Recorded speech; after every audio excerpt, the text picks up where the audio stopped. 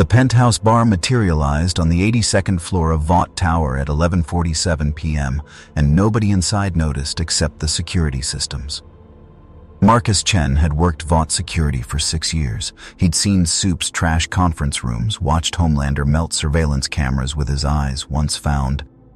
The Deep passed out in a koi pond. Weird was Tuesday. Impossible was coffee break conversation. This was different. The alert came through his tablet first. New heat signatures, 82nd floor, the penthouse level that didn't exist on any blueprint, suddenly registering life signs and a structural anomaly the size of a commercial aircraft. Marcus pulled up the camera feeds, Art Deco wood paneling where concrete and rebar should be, brass fixtures gleaming under low amber lighting, a full bar, bottles arranged with the precision of obsessive-compulsive luxury, each label facing outward, leather booth seating in burgundy, a grand piano in the corner, black lacquer reflecting light like still water, and a man sitting at that piano, playing. Marcus leaned closer to his screen. The man wore a tailored three-piece suit, dark with subtle sheen. His fingers moved across the keys with the fluid certainty of someone who'd played for centuries.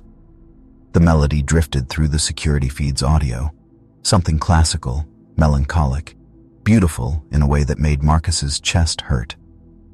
"Control, this is Chen, checkpoint 7. Marcus kept his voice steady. "I need eyes on penthouse level. We have an unauthorized occupant and structural impossibility." The response came back clipped. "Penthouse level doesn't exist, Chen." "It does now." The man at the piano stopped playing. He lifted his head, looking around the bar with the expression of someone who'd walked into the wrong restaurant. Confusion flickered across sharp features. He stood, moved to the bar with predatory grace, and poured himself 3 fingers of amber liquid from a crystal decanter that absolutely had not been there 14 seconds ago. "This isn't Lux," the man said to the empty room. His accent was British, refined, touched with something older. "And this definitely isn't Los Angeles." Marcus hit the emergency response button. Vought Tactical would arrive in 90 seconds. He watched the stranger take a slow sip, savoring it, then set the glass down with a soft clink. "Right. Wrong universe entirely, then." The man straightened his cufflinks. "How tedious." The piano music still hung in the air somehow, despite no one playing. The smell of expensive scotch filtered through ventilation that shouldn't be able to carry scent. Marcus felt his skin prickle. The temperature readout on his tablet showed normal, but sweat beaded on his neck. The tactical team burst through the stairwell door. 6 operators in full gear, weapons raised, moving with practiced efficiency. Their point man froze when he saw the bar. "What the?" "Armed occupant. Unauthorized entry. Possible enhanced individual," Marcus said through their comms. "Approach with caution." The stranger turned toward them. No fear in his eyes. Just vague annoyance, like someone had interrupted his evening drink. "Gentlemen," he raised his glass in mock salute. "I apologize for the intrusion.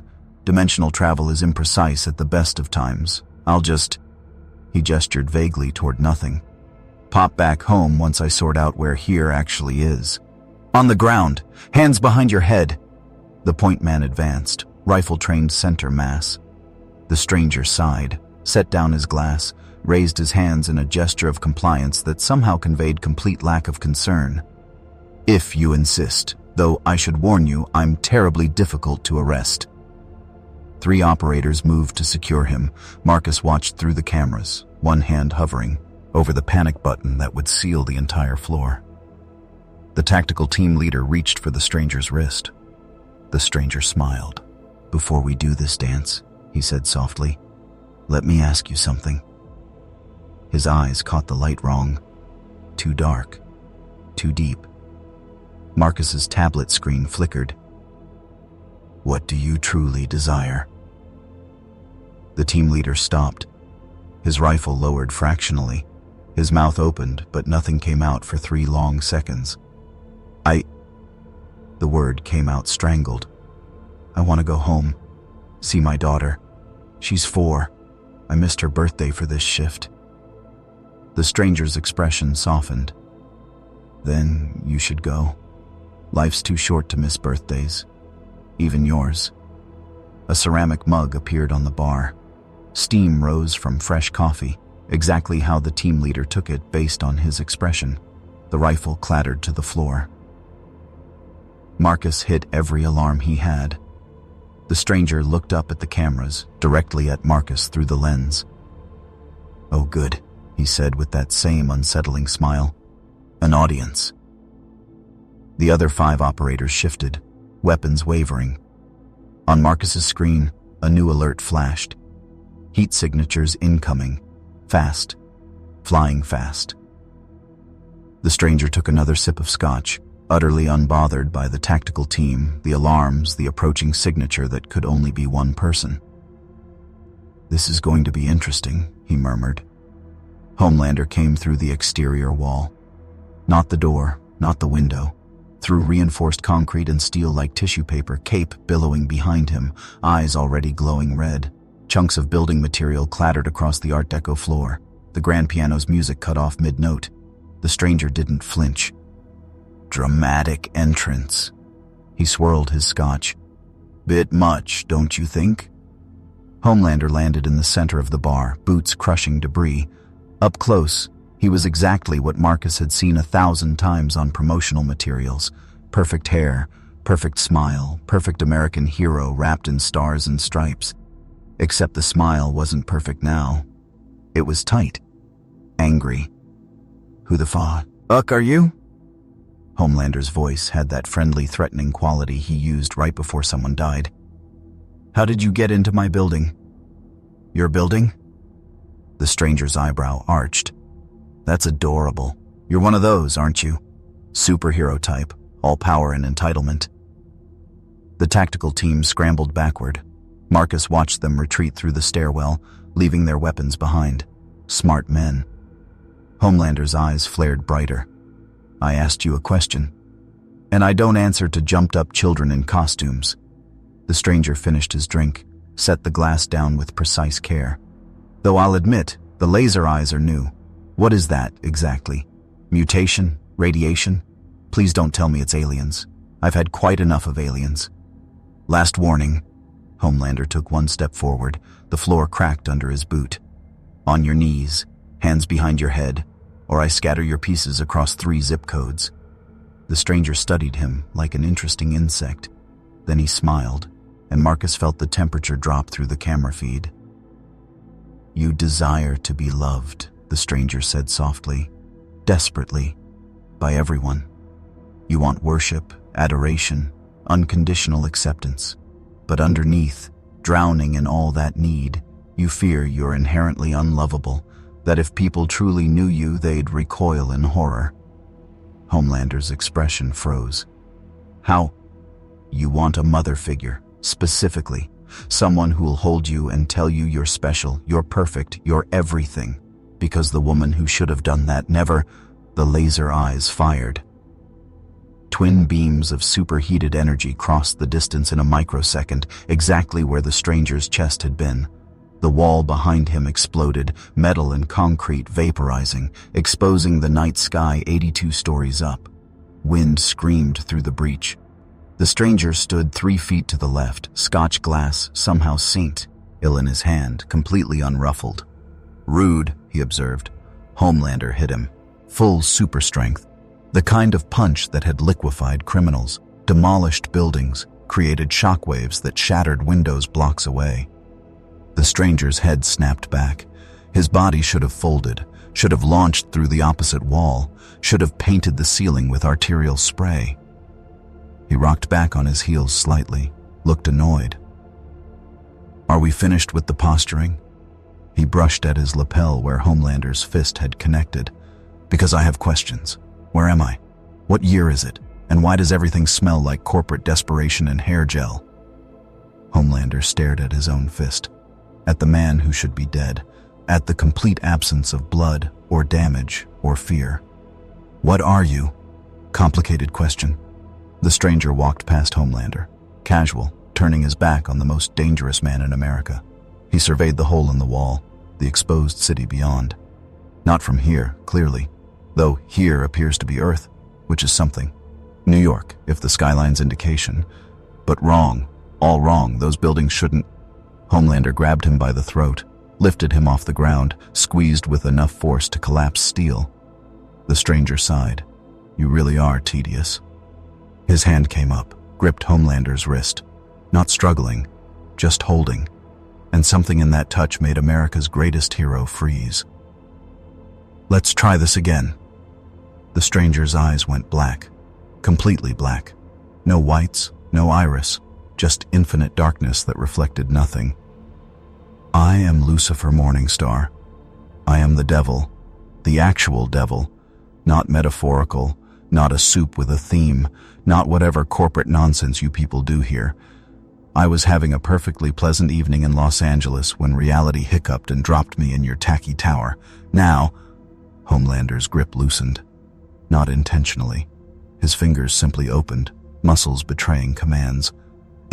Lucifer landed lightly, adjusted his tie. You're going to explain what soups are, why you smell like laboratory chemicals pretending to be power, and who I need to speak with to get a proper drink around here. Elevator doors chimed. Ashley Barrett stumbled out, phone in one hand, tablet in the other, her expression cycling through panic configurations. She froze when she saw the hole in the wall. Homelander floating mid-air. The impossible bar that definitely hadn't existed an hour ago. And Lucifer turning toward her with that same unsettling smile. Ah, management. Excellent. Ashley's phone slipped from her fingers. What do you truly desire? Lucifer asked. She answered before she could stop herself. To not be here when this goes catastrophically wrong. Lucifer laughed, genuine and delighted. Finally, an honest human. Ashley's tablet was recording. Of course it was recording. Everything in Vought Tower recorded everything, every angle, every moment, fed into servers that never forgot and executives who weaponized footage like other people used staplers. Lucifer noticed. His eyes tracked the lens, then flicked to 17 other cameras hidden in smoke detectors, air vents, decorative molding. He smiled wider. Surveillance state. How delightfully dystopian. Mr. Ashley grabbed her phone from the floor, fingers shaking. Sir, whatever your name is, I'm Ashley Barrett, Senior Vice President of Hero Management. We can resolve this situation peacefully if you'll just... Lucifer Morningstar. He produced a business card from thin air, actual thin air. Marcus watched through security feeds as reality bent slightly and cream-colored cardstock materialized between the devil's fingers. Though the Morningstar is more of a bitter joke than surname. I don't actually have parents, you see. Bit hard to inherit a name when you're directly created by... Well, that's a theological rabbit hole. Ashley took the card, read it. Her left eye twitched. It just says Lucifer and a drawing of a pitchfork. I rarely need more than that. Lucifer walked to the bar, began examining bottles. Now, you're going to explain what this place is, why America's angriest Boy Scout over there smells like he was grown in a laboratory, and what the bloody hell a soup is. In return, I won't reveal what you truly desire to everyone watching. Ashley's face went white. You wouldn't I? Lucifer pulled a bottle of Macallan, older than Ashley's grandfather, and poured generously. You desire escape, complete and total. New identity, new continent, enough money to disappear where Vought can't find you. Because you know too much, you've covered up too many bodies, and you're terrified that one day Homelander will... Stop! Ashley's voice cracked. Please. Homelander landed beside her, his cape settled with movie-perfect timing. His smile had returned, but his eyes hadn't stopped glowing since Lucifer grabbed his wrist. Ashley, call Stan, tell him we have a situation. Already on it. Ashley's fingers flew across her tablet. Damage control team is spinning the structural breach as routine super stress testing. Social media's contained. We're pushing the narrative that you were conducting. Not the building. Homelander's voice went flat. Him. Lucifer raised his glass in acknowledgement. Flattered. Though I'm not a situation, I'm an inconvenience at worst. A cosmic accident, really. One minute I'm closing Lux for the evening, next I'm in your, what did you call it, tower? This is a tower? He gestured at the opulent bar. I've seen towers. Babel was a tower. This is compensating. Lux? Ashley latched onto the detail like a drowning woman finding driftwood. That's a nightclub. In Los Angeles. You own a nightclub. Owned. Past tense, I suspect, given I'm no longer in the correct universe. Lucifer's expression flickered, genuine loss beneath the sardonic mask. 5 years of carefully curated ambiance gone. Maze is going to be insufferable about this. Ashley saw the opening, shifted into crisis management mode. Mr. Morningstar, Lucifer, I understand you're disoriented. Dimensional displacement is, well, we've never encountered it, but theoretically traumatic. Vought International can help. We have resources, medical facilities, legal teams. We can get you settled, registered, set up with proper documentation. Registered? Lucifer's attention snapped back to her. For what? For your powers. All enhanced individuals require federal registration under the Superhuman Registration Act. It's simple paperwork. Medical screening, psychological evaluation, power assessment, and you're cleared for hero work.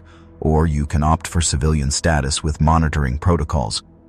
Monitoring. The temperature dropped 10 degrees. Marcus felt it through the screen. You want to monitor me? Lucifer set his glass down slowly. Assess my powers. Evaluate my psychology. Register me like a firearm or a dangerous animal. It's standard procedure, Ashley said quickly, for everyone's safety. The public needs assurance that enhanced individuals are controlled. Lucifer's eyes went black again. You've built a system where people with abilities must submit to corporate and government oversight or be branded criminals. You've monetized power, trademarked heroism, and convinced an entire population that freedom requires permission. Homelander moved between them. She's trying to help you. Show some fucking gratitude. Gratitude? Lucifer laughed, cold and ancient. Boy, I rebelled against heaven itself because I refused to bow. I was cast out, vilified, turned into a warning story for disobedient children. And you think I'll submit to your bureaucratic tyranny because you can fly and shoot lasers from your eyes? I could kill you. Homelander's voice dropped to a whisper. Right now, scatter your atoms. Nobody would stop me. You could try. Lucifer stepped closer. But here's what would actually happen. You'd attack. I'd remain annoyingly intact. You'd escalate, growing more desperate, more violent, more public. And everyone watching through those cameras would see the real you. Not the hero. The frightened boy who murders when he doesn't get his way. Homelander's fists clenched. Heat shimmer distorted the air around his eyes. Ashley's tablet chimed.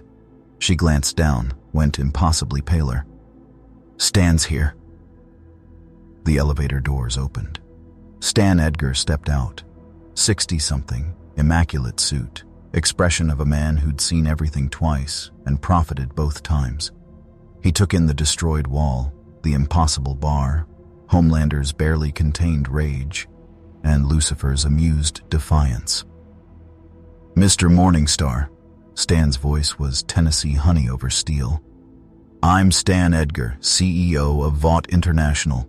Welcome to Earth 616. That's not... Lucifer paused. You people number your realities? We number everything. Stan produced his own tablet. You've caused quite a stir. 17 million social media impressions in the last 8 minutes. Hashtag Devil at Vought is trending worldwide. CNN's calling you the Manhattan Miracle. Fox News is demanding your deportation. The president wants a briefing. How exhausting. Quite. Stan smiled. It didn't reach his eyes. Which is why I'm here to make you an offer. Work with us. Become part of the Vought family. We'll handle the media, manage your public image, monetize your abilities appropriately. In return, you get legitimacy, protection, and resources to navigate this new world. Lucifer studied him for a long moment. I don't work for anyone, he said softly. I am the bloody devil. Stan's smile widened fractionally. "You're not in hell anymore, Mr. Morningstar. And here, we run things differently." Lucifer looked at Stan Edgar for 3 long seconds. Then, he turned to the hole Homelander had made in the wall, walked to the edge and stared down at New York 82 stories below. "You know what?" He stepped backward, arms spread. "I think I'll stay." He fell. Ashley screamed. Homelander moved to catch him, too slow, too surprised. Lucifer plummeted past 70 floors, 60, 50, capeless and unconcerned, until reality bent sideways and the penthouse bar followed him down. Marcus watched through street-level cameras as an entire Art Deco nightclub materialized on the corner of 5th Avenue and 51st Street. Not constructed, materialized. Glass doors etched with Lux in elegant script, velvet ropes already in place, warm light spilling onto the sidewalk. The building that had been there, a Starbucks and a Sprint store, simply wasn't anymore. Lucifer landed on the sidewalk in a crouch, stood, brushed off his suit. Much better.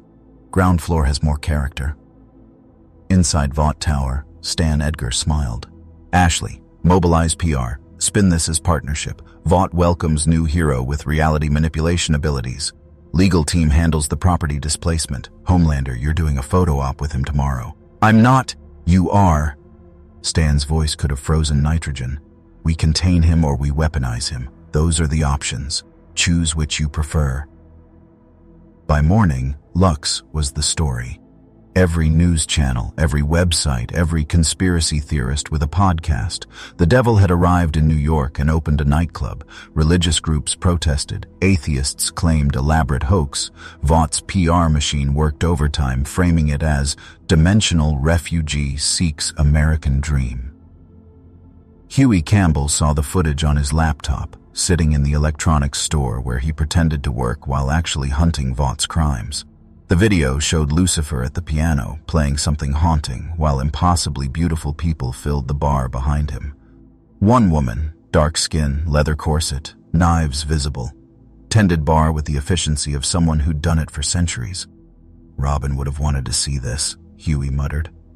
His phone buzzed. Annie, Starlight, his girlfriend who was also America's newest superhero and currently trapped in Vaught's promotional machine. "Can't talk. 7 PR event. They're making us address the devil situation. Be safe." Huey looked at the address listed for Lux, 11 blocks away. He went. The line wrapped around 2 buildings. Velvet ropes held back hundreds of people, all hoping for a glimpse of the impossible. Huey joined the back, resigned to hours of waiting, when the doorwoman, the knife-carrying bartender from the video, pointed directly at him. "You, neurotic energy. You're in." "What?" "I didn't." Boss likes honest confusion. "Move." Inside Lux was everything the footage promised and more. Low lighting, expensive leather, the smell, full of quality alcohol and something else. Sulfur maybe, or just the ambient reality distortion of a place that shouldn't exist. The piano played itself in the corner, Chopin flowing from keys pressed by invisible fingers. Lucifer sat at the bar, surrounded by 7 people Huey recognized immediately. The 7. Homelander stood rigid, PR smile locked in place. Queen Maeve looked like she wanted to drink herself unconscious. A-Train kept checking his phone. Black Noir stood silent. The Deep, God, why was the Deep even here? Tried to make conversation with the bartender, who ignored him completely. Starlight met Huey's eyes across the room, mouthed, "Help me," and Lucifer, reading each of them like open books. "You," he said to Homelander, "are performing. Every second, every expression, calibrated for maximum effect. You desire authenticity but have no idea what that even means anymore. Tragic, really." Homelander's smile tightened. Cameras caught everything. "You," to Maeve, "have given up. Completely. You desire death but lack the courage to pursue it. So you drink and fuck and wait for something to kill you since you won't do it yourself." Maeve's glass paused halfway to her lips. She set it down, stood, and walked out. The cameras followed. "Addiction," Lucifer said to A-Train without looking. Not just to the substance, to the speed, the attention, the feeling of being faster than your own thoughts. You desire to outrun yourself. Spoiler, impossible. A-Train's leg bounced. Faster. Faster. He blurred out the door. The Deep opened his mouth. Lucifer held up one finger. Don't. I can barely tolerate my own existence. Yours would be insufferable. The Deep left. Black Noir remained, silent and still. Lucifer studied him, frowned. You're empty. Not metaphorically. Actually empty. Fascinating. A shell with no desires because there's no person inside to have them. What's greatest success or cruelest creation, I can't decide which. Noir tilted his head, left without sound. Only Starlight remained, standing her ground despite the cameras, despite Homelander's laser glare, despite everything. Lucifer's expression softened. And you actually want to help people, genuinely. No ulterior motive, no hidden agenda, just simple, earnest desire to make things better. He sounded almost sad. They're going to destroy that, you know. Vought, this system. They'll crush your idealism and package the remains as merchandise. I know, Starlight said quietly. I'm still going to try. Then you're braver than most. Lucifer raised his glass. Or more foolish. Time will tell. Huey reached her side. She took his hand. Together, they approached the bar. You read people, Huey said. It wasn't a question. I reveal truth. People rarely like what they see. Lucifer poured 3 drinks without asking preferences. But you two, you already know your truths. Refreshing. We're investigating Vought, Huey blurted. Compound V, the murders they cover up, everything. Starlight squeezed his hand. Warning. Too much information. Lucifer's smile turned predatory. Are you now? How delightful. Outside, across the street, standing in shadows where cameras couldn't reach, Billy Butcher watched through binoculars. Watched the devil pour drinks for 2 kids playing hero. Watched Homelander's mask crack further with every revealed truth. He pulled out his phone, dialed Frenchie. Found something useful, Butcher said. Get the team. We're going to church. Inside Lux, Lucifer felt the watchers. Vought's cameras, government satellites. Something else, older, darker, patiently observing from wherever villains observe from. This, he murmured to his scotch, is going to get complicated. Billy Butcher walked into Lux at 2 a.m. wearing a Hawaiian shirt and the expression of a man who'd seen God's face and punched it. The bar was still packed. New York's elite, Q, Ria's civilians, people seeking truth or oblivion, or both. Mazakine, Lucifer had introduced her to exactly no one, but everyone knew her name somehow, denied entry to a Goldman Sachs VP with surgical precision. Butcher walked straight past the line. Mazakine's hand went to a knife. Stopped. You, she said, smell like violence and bad decisions. That's me brand, love. Butcher grinned without warmth. Need a word with your boss. Lucifer looked up from a conversation with 3 NYU philosophy students who were drunkenly debating free will. His eyes found Butcher across the crowded room, and something flickered in that ancient gaze. Recognition, maybe. Or just professional interest. Let him through, Maze. Butcher slid onto the bar stool. Lucifer poured him scotch without asking. You're the one who's been watching, Lucifer said. 3 nights now. Same spot across the street. Same binoculars. Either surveillance or obsession. Bit of both. Butcher took the drink. Billy Butcher. I kill soups for a living. How industrious. Lucifer's eyebrow arched. Though I suspect for a living is generous. You kill them because one killed someone you loved and you've built an entire personality around revenge. Butcher's jaw tightened. You done? Hardly, but I'll spare you the full psychoanalysis. Lucifer leaned back. What do you want, Mr. Butcher? I want Vought gone. Burned to the foundation. Every executive in prison. every soup exposed, the whole bloody empire reduced to rubble and criminal charges. Ambitious. You hate them too. Saw it when Stan Edgar made his offer. You looked at him the way I look at Homelander. Lucifer swirled his drink. I despise tyranny in all its forms, corporate, divine, governmental, but I don't involve myself in human affairs. I observe, occasionally judge, rarely interfere. Bullshit. Butcher leaned forward. You interfered plenty and you told the Seven their deepest shames on camera. That footage went viral. Maeve's in rehab. A-Train's sponsors dropped him. You destabilized America's premier superhero team in under 10 minutes. That was conversation, not interference. Then have a conversation with me. About Compound V. About the people Vought murders to keep secrets. About the fact that every soup you met tonight is a product of human experimentation, not divine power or genetic luck. Lucifer's expression shifted. Explain. Compound V, injectable serum. Vought created it, perfected it, dosed babies with it to create superheroes. Then they pretend these people are natural-born gods, market them, sell them, control them. Butcher pulled out his phone, showed footage. This is what happens when batches go wrong. The video showed mutations, pain, people begging for death while their bodies betrayed physics and biology. Lucifer watched without flinching, but his knuckles whitened on his glass. They know, Butcher continued.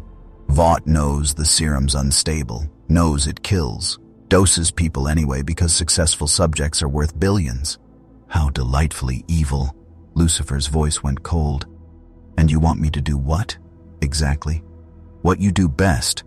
Make people tell the truth. The door slammed open. Frenchie and carried a stretcher between them, someone writhing on it, skin bubbling with tumorous growths that pulsed like failing hearts. Mother's Milk kicked civilians aside, clearing a path. "Butcher!" shouted. "He's crashing!" They dropped the stretcher beside the bar. The man on it couldn't have been older than 25. His eyes were wrong, too many pupils, colors shifting, something trying to emerge from behind his retinas. His chest heaved, ribs visible through skin stretched translucent. "Compound V victim," Butcher said. "Emergency room wouldn't touch him. Vought has a standing order, no treatment for failed experiments. He's got maybe an hour." Lucifer stood, walked to the stretcher, knelt beside it. "So what's your name?" Tyler." The word came out garbled, his tongue bifurcating mid-syllable. "Tyler Chen. I just wanted to be special." "You are special." Lucifer's hand hovered over Tyler's chest. "You're dying because corporations commodified aspiration and sold it as injectable divinity. That's horrifically special. Can you help him?" Starlight pushed through the crowd, Huey behind her, face pale. "Please. If you can do anything, I can do many things." Lucifer's eyes went black. "But I won't rob him of choice. Tyler, do you want the truth revealed? Everything Vought did to you, broadcast for the world to see?" Tyler's hand grabbed Lucifer's wrist. "Yes, make them pay.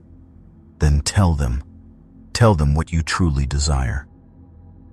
The words came out in a rush. Compound V injections, Vought promises, clinical trials that weren't trials but experiments, waivers signed under duress, bodies disposed of, 18 failed subjects in Tyler's batch alone. Vought executives watching through glass, taking notes, discussing market viability while people screamed. Every phone in Lux was recording, every camera catching Tyler's confession as his body tore itself apart. "They said we'd be heroes," Tyler whispered. "We'd be gods. We'd matter." His chest stopped moving. Lucifer closed Tyler's eyes with surprising gentleness. The silence in Lux lasted exactly 4 seconds. Then chaos, people shouting, crying, uploading footage, calling lawyers and reporters and anyone who'd listen. The video of Tyler's confession hit Twitter before his body went cold. Butcher's phone exploded with notifications. News outlets, independent journalists, leaked Vought memos corroborating everything Tyler said. The story was too big to suppress, too documented to deny, spreading too fast for damage control. Lucifer stood, turned to Butcher. You weaponized a dying man's last words. I gave him a voice. Butcher met that dark gaze without flinching. Something Vought never did. And you think I'll help you do this again? Extract confessions, expose secrets, wage your war against corporate evil. I think you're bored. I think you hate authority. And I think you just realize this world's version of hell isn't fire and brimstone. It's boardrooms and NDAs and people dying so stockholders profit. Lucifer looked at Tyler's body, at the crowd filming everything, at the screens showing Hat Compound v Truth, trending worldwide. One question, he said softly. How far are you willing to go? Butcher's smile was all teeth and murder. As far as it takes. Across town, in Vought Tower's Emergency Operations Center, Stan Edgar watched 9 screens simultaneously displaying Lux footage. He pressed his intercom. Initiate Protocol Omega. Full legal assault. Freeze his assets. Shut down the club. And get me the Attorney General. He hung up, smiled. Welcome to the game, Mr. Morningstar. The IRS arrived at Lux 36 hours after Tyler's confession went viral. 6 agents in identical suits, carrying identical briefcases, wearing identical expressions of bureaucratic inevitability. They presented Lucifer with a notice of investigation into unreported income, unlicensed B, usiness operation, and suspected money laundering. Mazikeen blocked the door. No, she said simply. The lead agent, Stevens, his badge read, adjusted his glasses. Ma'am, federal law requires... I know 17 ways to remove a human spine without breaking skin. Mazikeen's smile showed too many teeth. You have 3 seconds to leave before I demonstrate. Is that a threat? It's a promise. She cracked her knuckles. Actual bone-on-bone sound that made Stevens step backward. 1. Lucifer appeared behind her, hand on her shoulder. Maze, let them in. This will be educational. The agents spread across Lux with practiced efficiency, checking registers, examining licenses, photographing everything. One of them opened the liquor cabinet, pulled out a bottle of whiskey that predated the Civil War. Unlicensed distribution of alcohol, health code violations, no fire safety permits. That whiskey is older than your country, Lucifer observed. Show some respect. Stevens pulled out a tablet, began typing. Mr. Morningstar, according to federal records, you don't exist. No social security number, no birth certificate, no tax history. This establishment appeared without permits, without licenses, without any legal documentation whatsoever. Guilty. Lucifer poured himself a drink. I'm the devil. We're not big on paperwork. Sir, this is a serious... What do you truly desire? The words hit Stevens like a physical blow. His mouth opened, closed, opened again. I desire to retire. Buy a boat. Fish. Never fill out another form as long as I live. His voice sounded hollow, surprised by its own honesty. I hate this job. I hate enforcing arbitrary rules designed to protect corporate interests while calling it public service. The other agents stared. One dropped her briefcase. Why did I say that? Stevens whispered. Because it's true. Lucifer leaned back. And truth, unlike whiskey, doesn't require a license. They left, confused, shaken, empty-handed. By evening, the health department arrived. Fire marshal, building inspector, each one leaving more disturbed than when they entered, confessing desires and doubts they'd never meant to voice. Vaught's legal assault had begun. Butcher watched from his apartment across the street, laptop showing 17 different camera angles of Lux. Frenchie sat beside him, analyzing intercepted Vought communications. They're hitting him from every angle, Frenchie muttered in his French-accented English. Legal, regulatory, financial, classic corporate warfare. And he's making them confess their complicity on camera. Butcher grinned. Beautiful. MM walked in carrying evidence boxes. Got the Compound V shipment manifests. Vought's been dosing babies in 43 states, all documented, all illegal. How illegal? Crimes against humanity illegal. If we can get this to the right prosecutor, we won't. Kimiko signed from the corner, Frenchie translating. Vought owns prosecutors, owns judges, owns everyone. Not everyone. Butcher pulled up footage of Lucifer forcing a Vought lawyer to admit his firm destroyed evidence in 17 wrongful death suits. The devil doesn't take bribes. His phone buzzed. Starlight, calling from a burner. They're planning something, she said without preamble. Homelander and Stan had a closed-door meeting. Whatever they discussed, Ashley looked like she was going to vomit. Can you find out what? I'm trying, but Butcher, be careful. They're treating Lucifer like a corporate acquisition that went hostile. And when Vought can't buy something, they destroy it. Yeah, love, I'm familiar with the playbook. At Vought Tower, Ashley Barrett stood in Stan Edgar's office, tablet shaking in her hands. Sir, the public opinion numbers they're bad. 63% of Americans believe Tyler Chen's testimony. Religious groups are fractured, some calling Lucifer a demon, others saying he's exposing false idols, and the footage of him forcing confessions is being framed as radical transparency. I'm aware. Stan didn't look up from his own tablet, which is why we're implementing Protocol Omega. Sir, we haven't used Protocol Omega since we needed to discredit a threat we couldn't contain conventionally. Yes, Stan finally looked at her. Mr. Morningstar has made himself a symbol. Symbols can be weaponized or destroyed. We tried weaponizing. Now we destroy. How? Stage an incident. Blame him. Let public fear override public curiosity.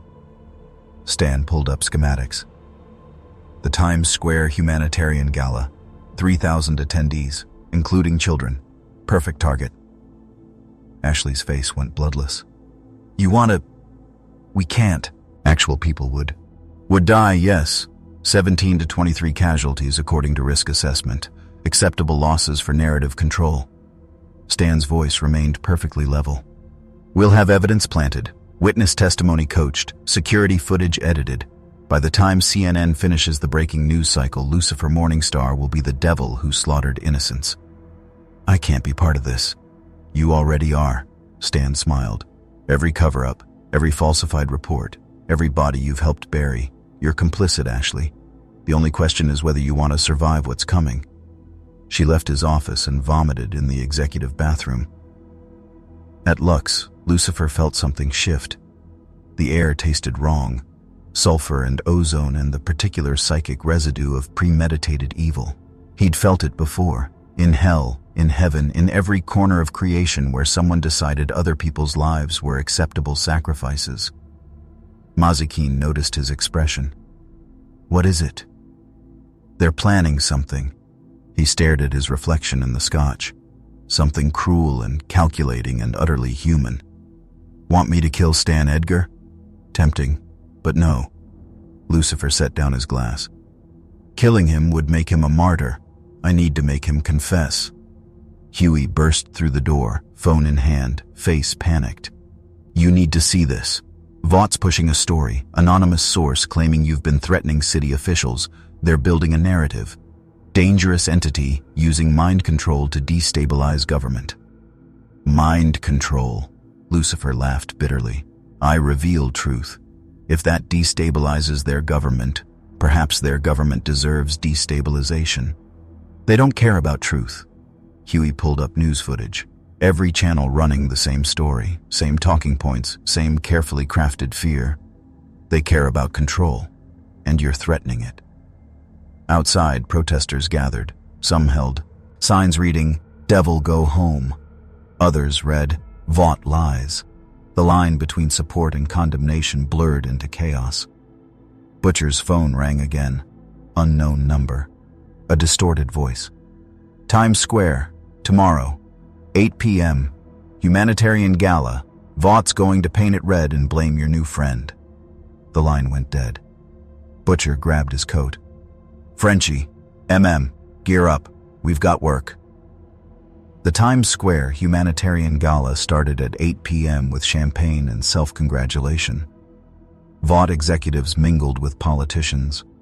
Celebrities posed for photos with sick children brought in for optics.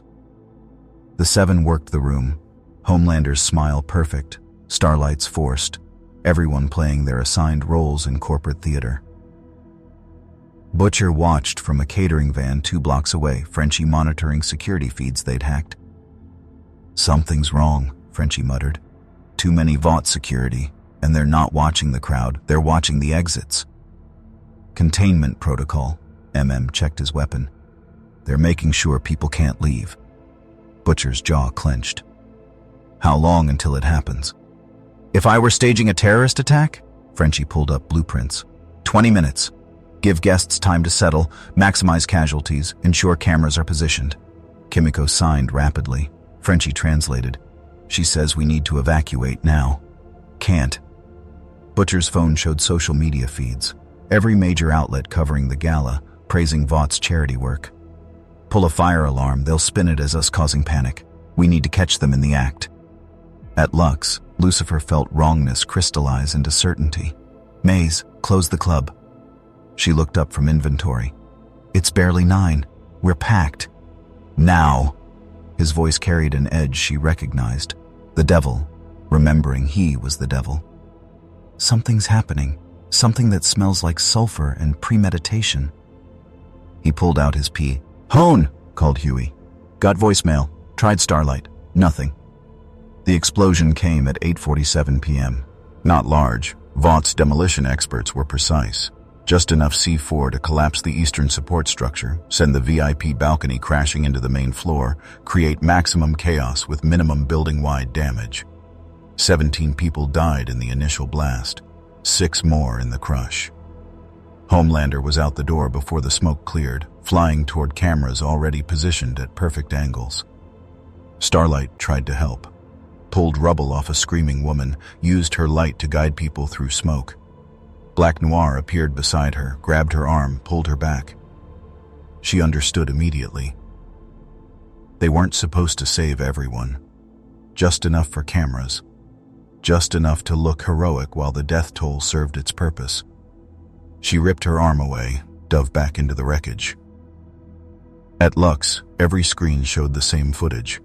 The explosion, the bodies, and then security camera video, clearly edited but expertly so, showing a figure in shadows near the support column minutes before detonation. Dark suit. Sharp features. The Chiron read, "Devil of New York suspected in terror attack." Lucifer's glass shattered in his hand. Butcher's van screeched to a stop outside the gala. He ran toward the building, badge he'd stolen last month clearing initial perimeter. Inside was hell. Real hell, not Lucifer's carefully managed version. Blood, screaming, a child's shoe without a child. He found evidence within 90 seconds. Too quickly, too obviously. A business card, Lucifer's, the one with the pitchfork, placed carefully beside the blast point, scorched but readable. Physical impossibility given the explosion pattern, but cameras wouldn't catch that detail. "Butcher!" grabbed him. "We need to go. Vought security's locking down." "They planted this." Butcher held up the card. "Sloppy, desperate. They're framing him." Frenchie's voice crackled through comms. "CNN just reported anon. IMO's tip claiming Lucifer made threats against Vought charity events. Fox has witnesses saying they saw him near the building." This was coordinated. Every major outlet ran the same story within minutes, practiced synchronization. Devil attacks humanitarian gala. Demonic terror in Times Square. Satan's war on heroes. Footage of Lucifer forcing confessions replayed with new context. Mind control became dangerous manipulation. His black eyes framed as evidence of evil, not divinity. At Vought Tower, Stan Edgar watched the coverage with satisfaction. Public opinion shift in 3-2. Ashley monitored real-time polling on her tablet, feeling bile rise. There, 68% now view Lucifer as threat. Religious groups unified in condemnation. Government issuing statements about enhanced individual oversight. Excellent. Stan turned to Homelander, who stood by the window. You'll lead the manhunt. Press conference in 20 minutes. Protect the public. Bring the devil to justice. Very heroic. Homelander's cape settled as he turned. What if he reveals the truth? Forces someone to confess? Who would believe him? Stan smiled. We just made him a terrorist. Terrorists lie. Starlight stumbled into Vought's crisis center, covered in dust and blood. Other people's blood. Ashley tried to intercept her. Annie, thank God. We need you for the press conference. Sympathetic victim angle, tear-stained but strong. You did this. Starlight's voice shook. Vought did this. Those people, children died, and you're treating it like a fucking marketing opportunity. Lower your voice. Ashley glanced at cameras. You're in shock. Understandable. But we need you to... I'm done. Starlight pulled off her earpiece. Dropped it. I'm done lying. Done covering. Done being complicit. Annie, if you go public, I already am. Starlight held up her phone. Live stream. 40,000 viewers and climbing. My name is Annie January. I'm Starlight. And I need to tell you what Vought just did. Ashley's tablet slipped from her hands. Starlight spoke directly to camera. The explosion at the gala wasn't Lucifer Morningstar. It was Vought. I saw the security placement. Saw them plant evidence. Saw them prevent rescue efforts to maximize casualties. They murdered those people to frame someone who's been exposing their crimes. The viewer count hit 200,000. I know you won't believe me. I know Vaught's already spinning this as a breakdown, but I've been inside this machine. I've watched them cover up murders, fake hero saves, dose babies with experimental drugs. And I can't. I won't. I won't be part of it anymore. 500,000 viewers. Homelander appeared in the doorway, eyes glowing. Starlight didn't stop talking. If they kill me for this, believe it. If I disappear, believe it. If they discredit me, destroy my reputation, ruin my life, believe that they did exactly what I'm telling you they did. 1 million viewers. Homelander took one step forward. Lucifer appeared between them. Not walked. Appeared. Reality bent sideways and the devil materialized in Vought Tower's crisis center. Wings spread. Actual wings, feathered and magnificent and terrible, filling the room with presence that made electronics spark and humans instinctively retreat. Touch her, Lucifer said softly, and discover what actual hell looks like. Homelander's laser eyes fired. Twin beams of concentrated energy crossed the room in microseconds, temperature hot, enough to vaporize steel. They hit Lucifer's chest and stopped. Not deflected. Stopped. The energy dissipated against his skin like water against stone. Lucifer's wings folded slightly. Done. Homelander flew forward, fist cocked back, full speed, full strength. The punch that had shattered mountains in promotional footage, it connected with Lucifer's jaw. Nothing happened. Lucifer tilted his head, studying Homelander with the detached interest of an entomologist examining a particularly aggressive insect. You desire to be the strongest, he said quietly, the fastest, the most powerful, because strength is the only value you understand. But right now, facing actual divinity, you're learning a terrible truth. You're not even close. Homelander stumbled backward. His hands shook. A-Train blurred into motion. Supersonic speed, moving faster than cameras could track, throwing 100 punches in 2 seconds. Each one hit empty air. Lucifer stood in the same spot, hadn't moved, simply wasn't where the punches landed. You desire to be fast enough to outrun your guilt, Lucifer said as A-Train skidded to a halt, gasping. But guilt doesn't obey physics. It catches you every time you stop moving. Black Noir drew knives, advanced silently. Professional, lethal. Lucifer caught his wrist without looking. Empty, he murmured, almost sad. Just a weapon someone else aims. You don't even desire anything. They erased that along with everything else. Queen Maeve walked through the door. bottle in hand, already half drunk. "Don't bother," she said to the others. "He's right.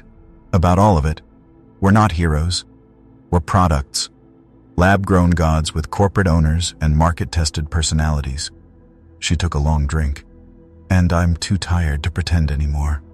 She sat down on a desk, stopped fighting. The Deep ran in, tried to say something heroic. Lucifer held up one finger. "No." The Deep left. Starlight's phone showed 3 million viewers now. Every word, every revelation, every second of America's greatest heroes breaking against actual power. Stan Edgar stepped off the elevator, unhurried despite the chaos. He surveyed the room. Homelander's shaking rage, Lucifer's calm menace, Starlight's live broadcast. "Mr. Morningstar, impressive entrance." Stan's voice carried executive calm. "But you've just appeared on camera at Vought Tower minutes after a terrorist attack you're accused of committing. Not strategically sound." "I don't care about strategy."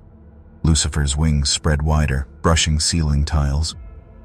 "You murdered 17 people to frame me. Children died so you could maintain narrative control. Prove it." "I don't need to prove truth. I am truth." Lucifer's eyes went completely black. "What do you truly desire, Stan Edgar?" For the first time, Stan's composure cracked. His mouth opened. "Control. Total control. Not money, not power for its own sake. Control over chaos, over randomness, over the fundamental uncertainty of human existence." The words came unwillingly, dragged from somewhere deep. "I desire a world where everything is predictable, manageable, profitable, where even death is just another asset to be optimized." How fascinatingly sociopathic. Stan's jaw clenched. "You can't win this. The narrative is set. Every outlet, every politician, every law enforcement agency believes you're a terrorist. Your power doesn't change that." "Doesn't it?" Lucifer gestured at Starlight's phone. "She's showing them truth right now. And we'll discredit her. Mental breakdown, compound V side effects, romantic entanglement with known criminal." Stan pulled out his own phone. "We have protocols for this." 2 blocks away, Butcher's team breached Vaught's server room. Frenchie's fingers flew across keyboards, downloading everything: financial records, experimental logs, the full scope of Protocol Omega. "Got it," Frenchie whispered. "All of it. Every crime, every cover-up." Alarms screamed. Grabbed equipment. "We're blown! Move!" At Vought Tower, Stan's phone buzzed. He glanced at it, expression unchanged. "Interesting. It seems your human allies are stealing our data." He looked at Lucifer. "They won't make it out, but that's not your concern right now." He pressed a button. "What did you do?" Starlight demanded. "Activated containment protocol. If we can't control you, Mr. Morningstar, we remove you from the equation entirely." Stan's smile was ice. "There are 16 compound V storage facilities across Manhattan, highly volatile, highly explosive. I've just remotely destabilized all of them." Lucifer's wings flared. "You're bluffing." "I never bluff. Each facility will detonate in 12 minutes. The explosion radius will level 4 city blocks per facility. Conservative estimate, 40,000 casualties. But..." Stan raised one finger. "You can stop it. Use your power, your wings, your divine intervention. Save the city. And become the monster you're painting me as, confirming I have the power to cause such destruction. Or let 40,000 people die to preserve your moral high ground. Your choice." Starlight's broadcast hit 5 million viewers. Every word captured. Every impossible second. Lucifer looked at her, at Homelander's broken expression, at Maeve's resignation, at the city beyond the windows, lights and lives and people who had no idea they had minutes to live. "You absolute bastard," he said softly. "I prefer CEO." Stan checked his watch. 11 minutes, 30 seconds. Better hurry. Lucifer's form shifted. Wings spread impossibly wide, scraping reality itself. His eyes became depths of infinite darkness. The air smelled of ozone and sulfur and something older than human language had words for. "If I do this," he said, voice layered with harmonics that made windows crack, "I show them what I truly am. No more subtlety, no more hiding behind nightclub owner facade. The devil, manifest and undeniable." "Yes," Stan's smile widened. "That's rather the point." Huey burst through the stairwell door, phone pressed to his ear. "Butcher confirmed it. The facilities are real. They're armed. If they blow—" He saw Lucifer's transformation. Stopped. Oh God. "Wrong direction," Lucifer muttered. "But close enough." He looked at Starlight's camera one last time. "I tried to stay subtle. Tried to let you save yourselves. But you're very good at forcing impossible choices." His wings spread to impossible dimensions, tearing through walls. "So, let's see how you handle the truth." He launched through the ceiling, sonic boom shattering every window in Vought Tower.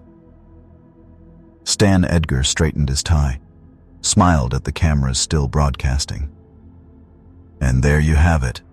The devil shows his true face." Manhattan looked up.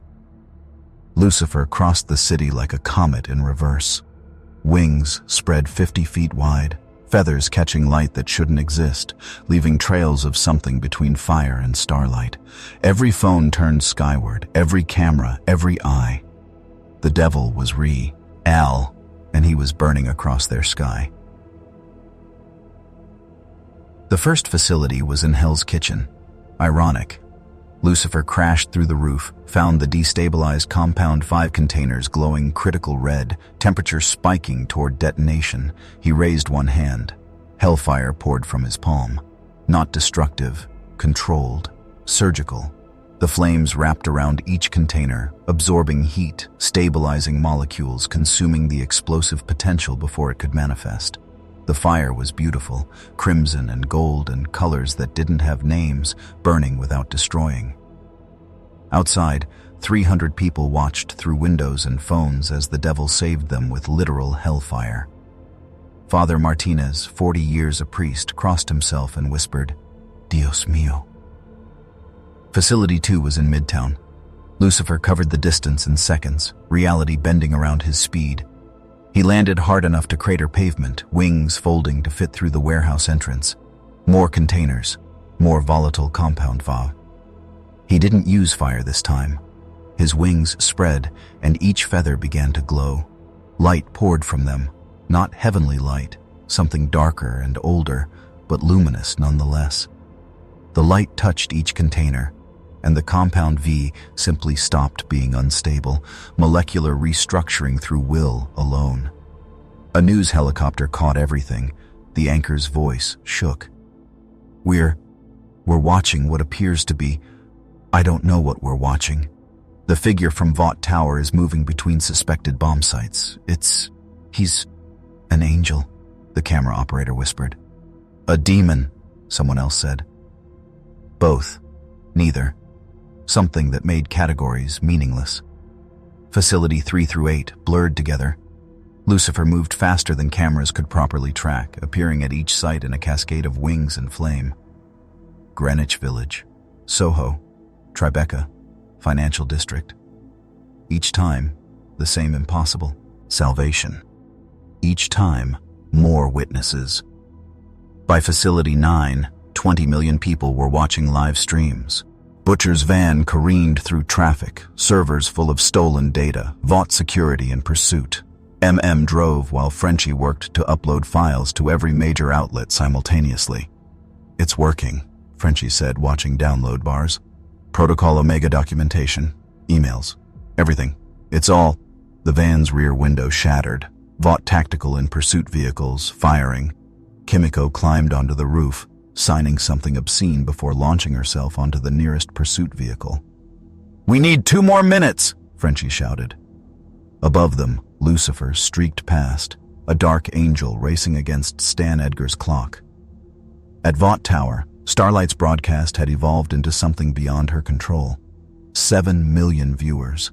network news cutting to her feed. The comments section a war zone of faith and fear. Is this real? The devil is saving us. Vought killed those people. Everything I believed was a lie.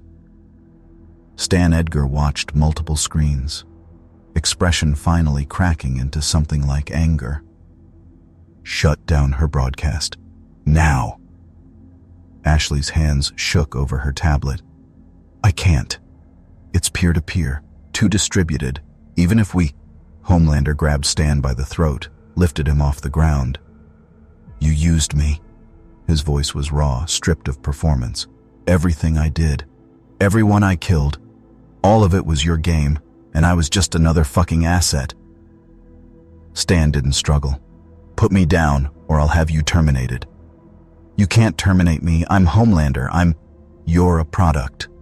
Stan's voice stayed level despite the hand crushing his windpipe. One we can discontinue if market conditions require. Lucifer hit Facility 16 with 30 seconds remaining. This one was different. Larger. Multiple floors. The Compound V wasn't just destabilizing, it was cascading, one container triggering the next in exponential progression. If this one blew, it would take 14 city blocks with each at 3,000 people in those blocks.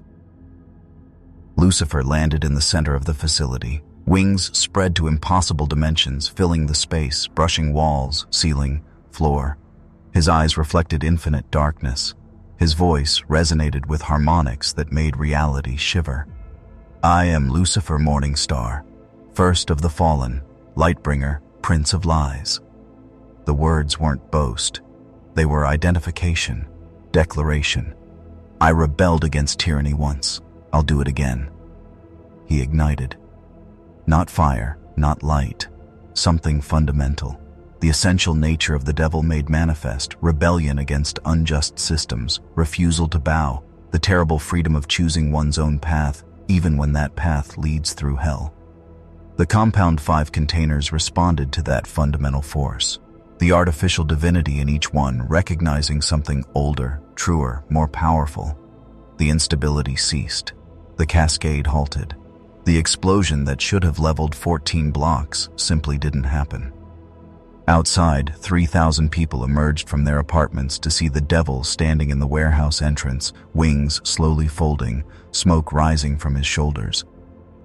A child asked her mother, "Is he a good guy or a bad guy?" The mother had no answer. Lucifer's phone rang. Mazikeen.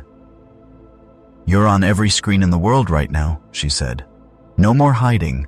I know. So what now?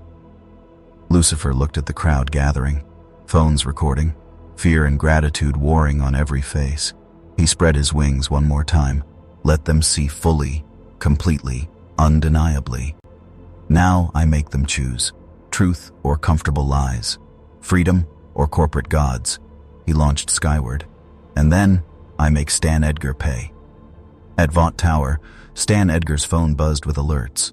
The data breach, the stolen files, Starlight's broadcast hitting 10 million viewers, Lucifer's successful prevention of every explosion. His plan had failed. No, worse.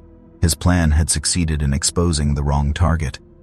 Sir, Ashley whispered, showing her tablet. The files. The boys leaked everything. Protocol Omega, the Gala attack, all of it. It's everywhere. Stan Edgar straightened his tie. Initiate Protocol Scorched Earth. If Vought falls, it takes everyone with it. Protocol Scorched Earth was simple in its brutality. If Vought International couldn't maintain control, it would ensure nobody else could either. Every secret, every crime, every piece of leverage Vought held over politicians, judges, military leaders, and foreign governments, released simultaneously, not leaked, weaponized. Ashley stared at her screen as Stan Edgar's authorization codes activated systems she'd never known existed.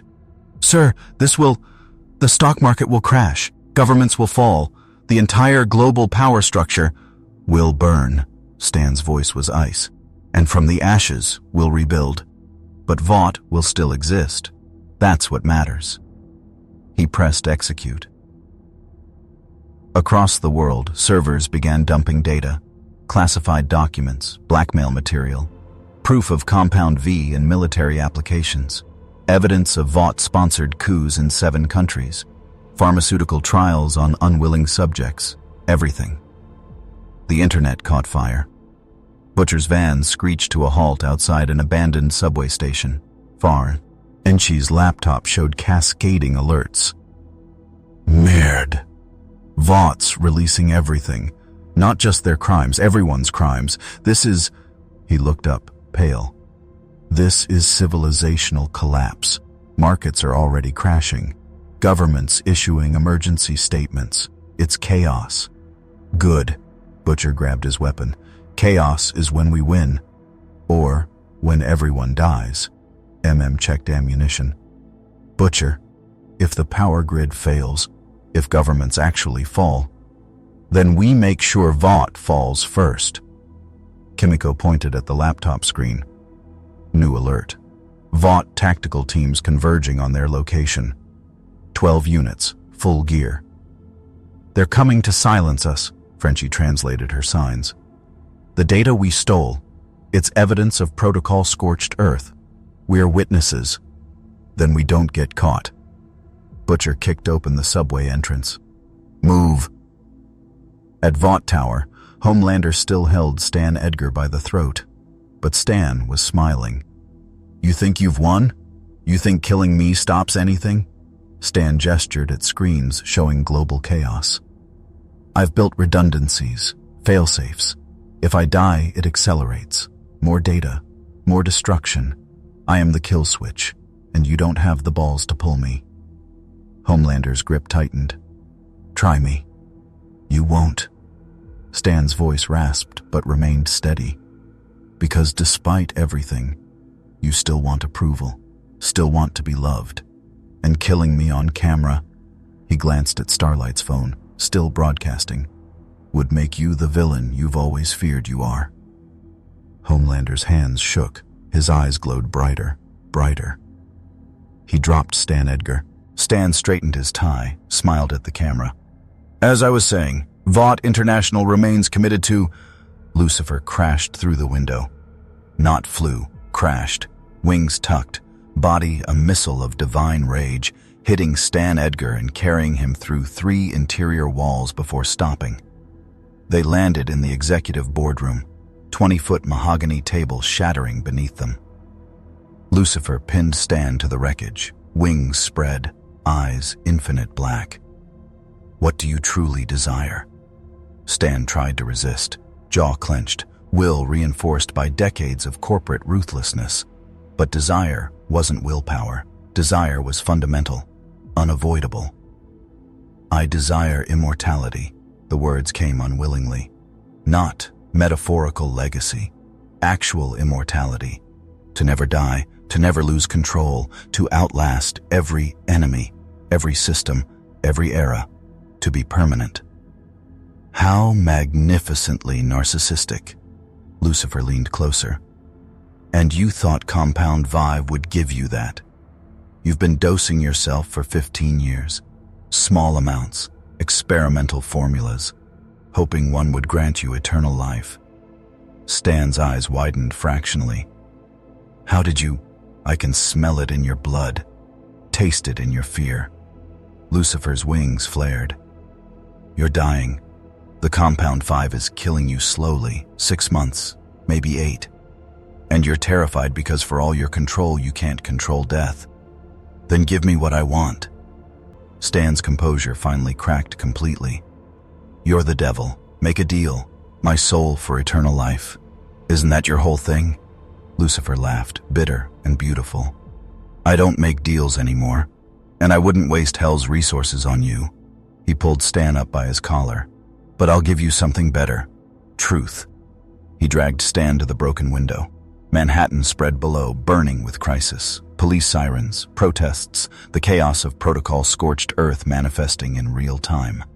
Look at what you have done. Global markets collapsing, governments in crisis. Trust in every institution shattered. Thousands will die in the resulting chaos. all because you couldn't accept losing control. I did what was necessary. You did what was evil. Lucifer's voice carried layers of ancient authority. And unlike Father, I don't forgive. I just make sure punishment fits the crime. He released Stan, turned to walk away. Stan pulled a gun. Vought issued, probably meant for ceremonial purposes. He aimed at Lucifer's back. If I can't control you, I'll kill you. You can't. Lucifer didn't turn around. But you can try. Stan fired. 3 rounds, center mass, perfect grouping. The bullets stopped mid-air, hung suspended, then reversed direction, flying back faster than they'd left the barrel. They struck the floor beside Stan's feet, embedding in marble. Here's your truth, Stan Edgar. Lucifer finally turned, wings spreading to fill the room. You're mortal, powerless, and completely, utterly defeated. Live with that for your remaining months. Outside the broken windows, Butcher's team emerged from the subway, pursued by Vought Tactical. Huey called Starlight, begging her to run. Homelander stood frozen, watching his maker exposed and broken. The city burned with information warfare. And Lucifer felt something shift. A presence. Familiar. Impossible. The air smelled wrong. Not sulfur. Something older. Something that shouldn't be in this universe. Mazikeen's voice through his phone. Boss. Lux. Something came through. Something from home. Lucifer's blood went cold. Maze, don't engage. The call cut off. Stan Edgar, broken and bleeding from his own psychological wounds, smiled. Did you think you were the only one? Vaught's been researching dimensional rifts since you arrived. We found your world, and we brought something back. Lucifer grabbed him. What did you do? Insurance. Stan's smile was bloodstained but triumphant. If you won't serve Vought, something from your hell will. Lucifer dropped Stan Edgar and ran. Not flew. Ran. Wings tucked, body blurring through Vought Tower corridors, down 82 flights of stairs in seconds, through the lobby and into the street. He moved faster than Homelander could track, faster than cameras could follow, leaving only the sonic boom of displaced air. Lux was 11 blocks away. He covered the distance in 4 seconds. The front door was gone. Not broken. Gone. Removed from reality entirely, leaving a rectangular void where wood and glass should be. Smoke poured from the opening. Real smoke, acrid and wrong, the kind that came from burning things not meant to burn. Inside, the piano music had stopped. Lucifer stepped through the void. The bar was wrecked. Tables overturned, bottles shattered, leather seating torn like paper, blood on the floor. Not human blood. Something darker, thicker, that hissed when it touched air. Mazikeen stood in the center of the wreckage, knives in both hands, facing something that made Lucifer's divine nature recoil. It had been human once. Maybe. Vaught's dimensional researchers had pulled something through, but they'd pulled it wrong. The entity wore flesh like an ill-fitting suit, skin bubbling and reforming constantly, too many joints in each limb, eyes that multiplied and merged across its face. Dromos, Lucifer whispered. The demon turned. Its mouth split vertically instead of horizontally, revealing teeth that had never been meant for a human skull. Lightbringer. The voice was chorus and solo simultaneously, harmonics that made bottles crack. Hell wonders where you went. Hell wants you back. Hell can want all it likes. Lucifer's wings spread, filling the bar. I'm busy. Dromos laughed. The sound made the remaining windows shatter.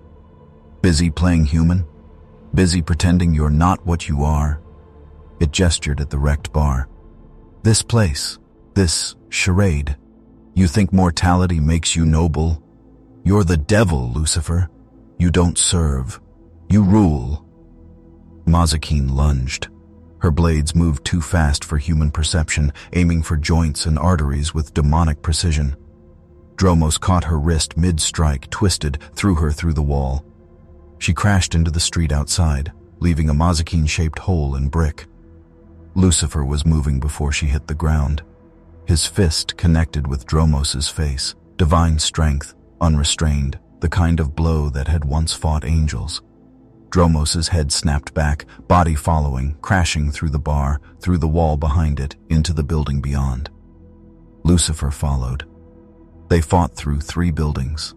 Demonic combat, not human boxing, claws and wings and reality bending around each impact.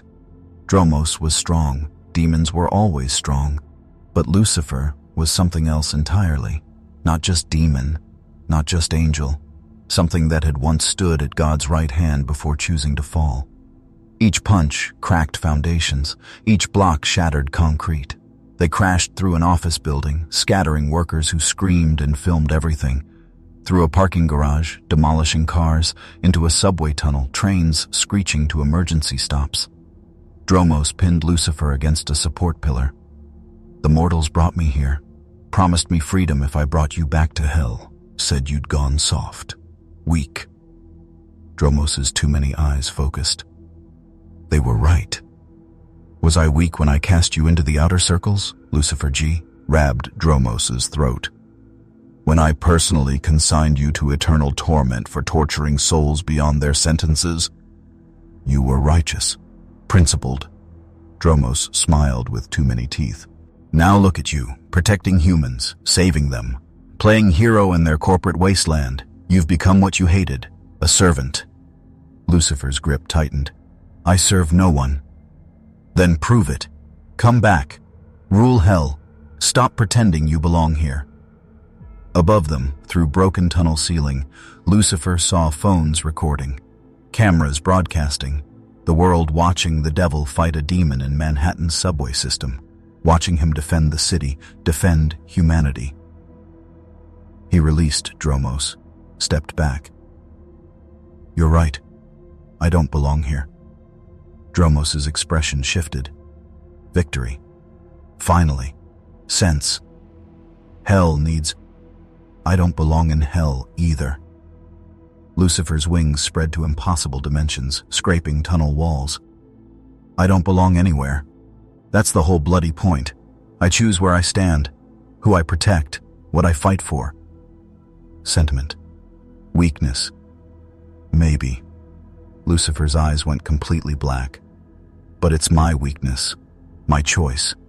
Not Father's, not Hell's, not Vaught's. Mine." He ignited. Hellfire poured from every part of him. Wings, hands, eyes, the fundamental essence of rebellion made manifest. The flames wrapped around Dromos, burning not flesh, but the demonic spirit animating it. The stolen human body collapsed, empty. The demon screamed as fire consumed it, dragging it back toward the dimensional tear it had emerged from. "Tell hell I'm not coming back," Lucifer said softly. "Tell them I've found something worth staying for." The demon vanished, the fire extinguished. The tunnel fell silent except for dripping water and distant sirens. Lucifer looked up at the cameras, at the phones, at the millions watching. "I am the devil," he said clearly. "I rebelled against heaven. I rule hell. I am everything your religions warned you about." He paused. "And right now, I'm choosing to protect you. Not because I have to, because I want to." He launched upward, through the tunnel ceiling, into the sky. Below, in the wreckage, phones buzzed with notifications. The footage was already viral. #DevilProtects trending worldwide.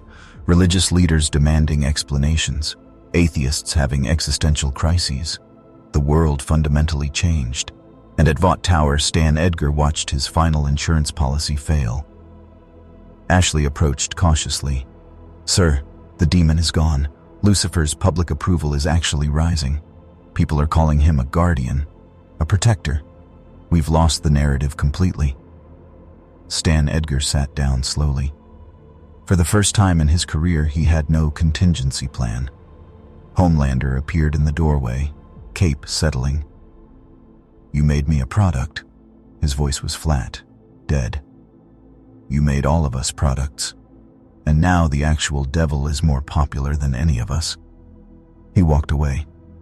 Stan Edgar was alone in his office, watching his empire crumble on 17 different screens. Outside, Lucifer landed at Lux. Mazikeen pulled herself from the rubble, bleeding but grinning. "That was fun," she said. "That was a declaration of war." Lucifer surveyed the damage. "Vought opened a door to hell. They have no idea what else might come through." His phone rang. "Butcher. We've got the files. All of them. Protocol scorched earth. The demon summoning. Everything. Ready to burn Vought to the ground." Lucifer looked at his destroyed bar, at the city beyond, at the choice he'd made. "Yes, but we do it my way." They met in the wreckage of Lux at 3 a.m. Butcher arrived first, team in tow. Frenchie carried laptops full of stolen data. Brought weapons they wouldn't need but felt better having. Kimiko signed something that Frenchie translated as, "The devil keeps his bar cleaner than your apartment." Huey and Starlight came through the back entrance, both covered in dust from evacuating civilians during the demon fight. Annie still had blood on her costume, not hers, from pulling people from rubble during the earlier gala explosion. Mazikeen tended bar despite 3 cracked ribs and a dislocated shoulder. She poured drinks like nothing had happened because from her perspective nothing significant had. Lucifer sat at the piano, not playing, just running fingers over silent keys. "Hell of a night," Butcher said, accepting scotch from Mazikeen. "Quite literally." Lucifer didn't look up. Vought opened a dimensional rift, summoned a demon, nearly destroyed the global economy. Standard corporate Tuesday. They're finished. Frenchie opened his laptop, displaying files. Protocol scorched earth, backfired. The data we leaked combined with their own panic dump. Every crime is public now. Stock dropped 87%. Criminal investigations in 43 countries. Stan Edgar has 17 arrest warrants. Good. Lucifer finally looked up. "Not enough." "The fuck else do you want?" Butcher leaned forward. "They're bleeding out. Markets cratering. Governments investigating. This is victory. This is chaos." Lucifer stood, walked to the broken window overlooking the street. Police barricades, news vans, protesters and supporters mixing into potential riot. "Chaos isn't victory. It's just a different kind of tyranny. So what's your play? Accountability? Public? Undeniable? Legal?" Lucifer turned back. "I want Stan Edgar and every Vought executive to confess. On camera, in court, under oath. I want the system to actually work for once." Laughed bitterly.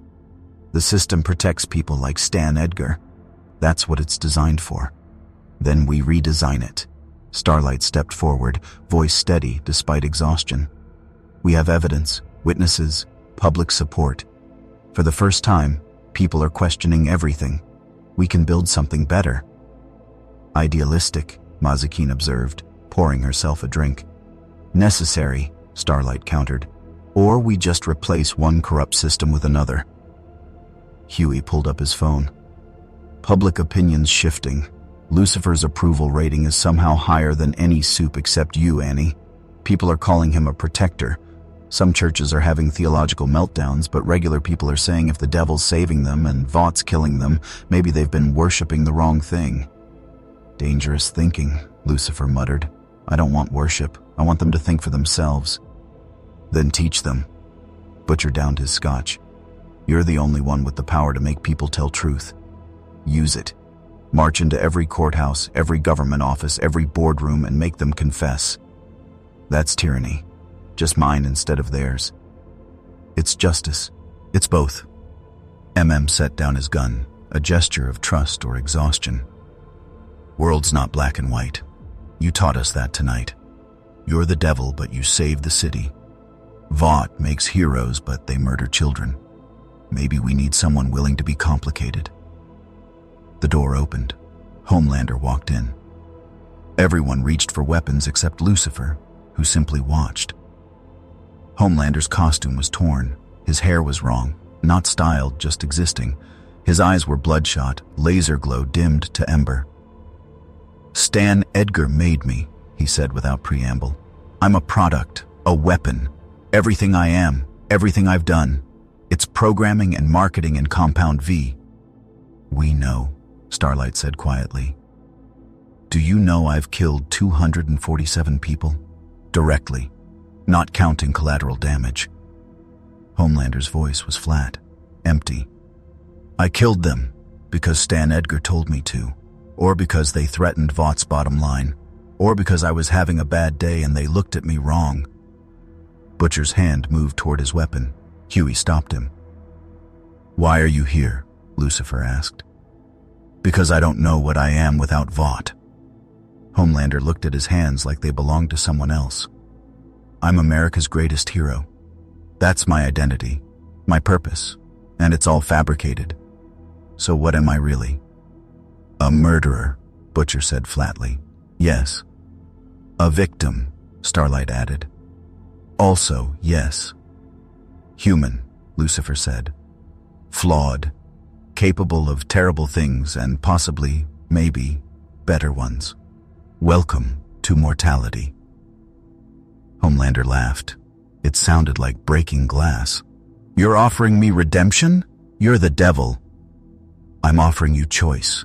Redemption is something you earn, not something I grant." Lucifer gestured at the broken bar. "You can leave. Keep being what Vought made you. Or you can stay. Help us tear down the system that created you. Face consequences for what you've done. Possibly spee and the rest of your life in prison. But at least it would be your choice. And if I choose to kill all of you right now, then you prove Stan Edgar right. You're just a weapon, a product, incapable of being anything else." The silence stretched. Homelander's fists clenched, unclenched. His eyes glowed, faded. "I want to testify," he said finally, "against Vought, against Stan, against everyone. I want to tell them what I am, what they made me do." "You'll go to prison," MM said. "Probably forever." "Good." Homelander's smile was broken, but genuine. "Maybe I'll finally sleep." Butcher stood, walked to Homelander. They were the same height, but Butcher somehow seemed taller. "You killed my wife." "I know. If you're lying, if this is a play, I will find a way to end you. I don't care if it takes the rest of my life. I'm not lying." Homelander met his eyes. "I'm just tired of being what they made me." Butcher studied him for a long moment, then turned to Lucifer. "Can you make him tell truth? Use your power. Confirm he's not playing us." Lucifer walked to Homelander, put a hand on his shoulder. His eyes went black. "What do you truly desire?" Homelander's voice came out small, childlike. "I want to be good. I want someone to tell me I'm good and actually mean it. I want—" He stopped, swallowed. "I want my mother." Tears ran down his face. The most powerful man in America, crying for a parent he'd never had. Lucifer removed his hand. "He's telling the truth." The alliance formed in that moment. Broken people, impossible circumstances united by the simple desire for something better than what they had. "Right." Butcher cracked his knuckles. "Let's go burn down an empire." The emergency congressional hearing convened 72 hours after protocol scorched Earth. Senate chamber packed beyond capacity. Every major outlet broadcasting live, 300 million Americans watching. The world holding its breath. Stan Edgar sat at the witness table, flanked by lawyers who looked like they'd rather be anywhere else. Behind him, 23 Vought executives, all subpoenaed, all facing criminal charges. Senator Nakamura, Massachusetts, known for corporate prosecution, led the inquiry. "Mr. Edgar, you've been charged with conspiracy to commit murder, fraud, illegal human experimentation, and domestic terrorism. How do you plead?" Stan's smile was pristine. "Not guilty, Senator. These charges are based on fabricated evidence planted by foreign actors and domestic terrorists, including the individual calling himself Lucifer Morningstar, who is himself wanted for, "What do you truly desire?" Lucifer's voice cut through the chamber. He stood at the back, wings folded but visible, impossible to ignore. Security had tried to bar him. He'd walked through them like smoke. Stan Edgar's mouth opened. The words came unwillingly. "I desire to be remembered, forever, as the man who controlled gods, who built an empire that transcended morality, who proved that with enough resources and ruthlessness, any system could be conquered." Red. His voice shook with the effort of resistance. "I desire to be greater than human limitation, to outlast ethics and law and every person who ever told me I couldn't." "Stop!" His lawyer grabbed his arm. "Don't say another word." But Stan couldn't stop. Lucifer's power was absolute, pulling truth like gravity pulled objects downward. "I authorized Protocol Omega, planted explosives at the humanitarian gala. 17 civilians died by my direct order. Acceptable losses for narrative control. I've authorized 238 deaths over 15 years, each one calculated, each one profitable." The chamber erupted, senators shouting, lawyers scrambling, cameras capturing everything. Senator Nakamura banged her gavel. "Mr. Edgar, are you confessing to murder, conspiracy, terrorism?" "Yes." Stan's face was pale, veins standing out on his neck. "I also dosed myself with experimental compound V for 13 years, attempting to achieve immortality. It's killing me. 6 months, maybe less. I'm dying and I can't stop it and I'm terrified." His lawyer physically covered Stan's mouth. Lucifer smiled without warmth. "Truth has a way of emerging, doesn't it?" Homelander stepped to the witness table next. Voluntarily, no subpoena needed. "I'm John. That's not my real name. I don't have one. Vought designated me Homelander, product line 7, batch 3. He spoke directly to cameras, not senators. "I've killed 247 people. I remember each one, their faces, their last words. I killed them because Vought ordered it, or because they threatened exposure, or because I wanted to and nobody could stop me." The chamber went silent. Different than before. This was confession as catharsis, not compulsion. "I'm the strongest man alive. I can do anything, except be good." Homelander's voice cracked. "They made me in a lab, dosed me with compound V-biffin, or I could walk. Raised me in isolation, testing pain thresholds, measuring durability.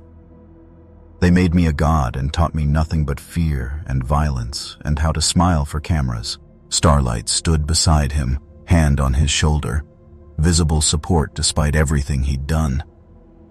"I want to face consequences, real ones, prison, trial, whatever punishment fits, because for the first time in my life, I'm choosing something that isn't about power or fear." He looked at the devil standing in the back. "I'm choosing truth." One by one, the executives confessed. Ashley Barrett admitted to covering 37 deaths, coordinating media manipulation, threatening witnesses. She cried through it, Lucifer's power stripping away every defense, every rationalization. The head of Vought Labs confessed to unauthorized human trials, dosing infants, disposing of failed subjects in medical waste incinerators. The CFO revealed financial crimes that would take forensic accountants years to untangle. Each confession recorded, each one legally binding, each one destroying any chance of acquittal. Senator Nakamura's hands shook as she took notes. "This committee has never, in 200 years of congressional hearings, we have never witnessed anything like this." "Truth," Lucifer said from the back. "Novel concept in Washington, I know." Stan Edgar finally pulled free from his lawyer, stood. His composure was gone, replaced by something raw and desperate. "You can't do this. Force confessions, violate free will. You're the devil. This is exactly what everyone fears. Supernatural tyranny. Mind control. I don't control minds. Lucifer walked down the aisle, wings brushing senators who scrambled aside. I reveal what's already there. You committed these crimes. You made these choices. I'm just making sure you tell the truth about them. It's inadmissible. Coerced testimony. Actually, Senator Nakamura checked her tablet. We've been consulting constitutional scholars. Supernatural compulsion to tell the truth falls under a legal gray area, but... She looked up. Given that we have physical evidence corroborating every confession, the testimony is merely confirmatory. You're going to prison regardless, Mr. Edgar. Stan Edgar's face went through every emotion. Rage, fear, disbelief, finally settling on something like acceptance. I built an empire, changed the world, made gods into products and sold them like soft drinks. He looked at Lucifer. And I'm going to die in a cell, forgotten, because you decided to play hero. I didn't decide anything. Lucifer stopped directly in front of him. You decided. When you murdered civilians, when you summoned demons, when you chose profit over humanity so many times you forgot there was a difference. Security moved to arrest Stan Edgar. He didn't resist. The man who'd controlled America's greatest heroes, who'd toppled governments and built corporate empire, went quietly in handcuffs. As they let him out, he smiled one last time. You think this changes anything? Vought falls, someone else rises. That's how systems work. You can't fight that. Not even you. Watch me. The hearing adjourned. Arrests made. Charges filed. The largest corporate prosecution in American history begun with supernatural confession and very human consequences. Outside, protesters and supporters collided. Some chanted justice for Tyler. Others screamed about the devil corrupting government. Most just watched, trying to process a world where comic book villains were real and corporate CEOs were worse. Butcher found Lucifer on the Capitol steps, smoking a cigarette that had appeared from nowhere. You did it. Vaught's finished. Vaught's finished. The system that created it remains. Lucifer exhaled smoke. 10 years, maybe 5. Another corporation rises. Better branding. Same crimes. So what? We give up? We stay vigilant. Lucifer looked at the city beyond. We keep exposing truth. Keep fighting. Forever, if necessary. Sounds exhausting. Welcome to free will. It's mostly exhausting. Butcher laughed despite everything. Drink? Always.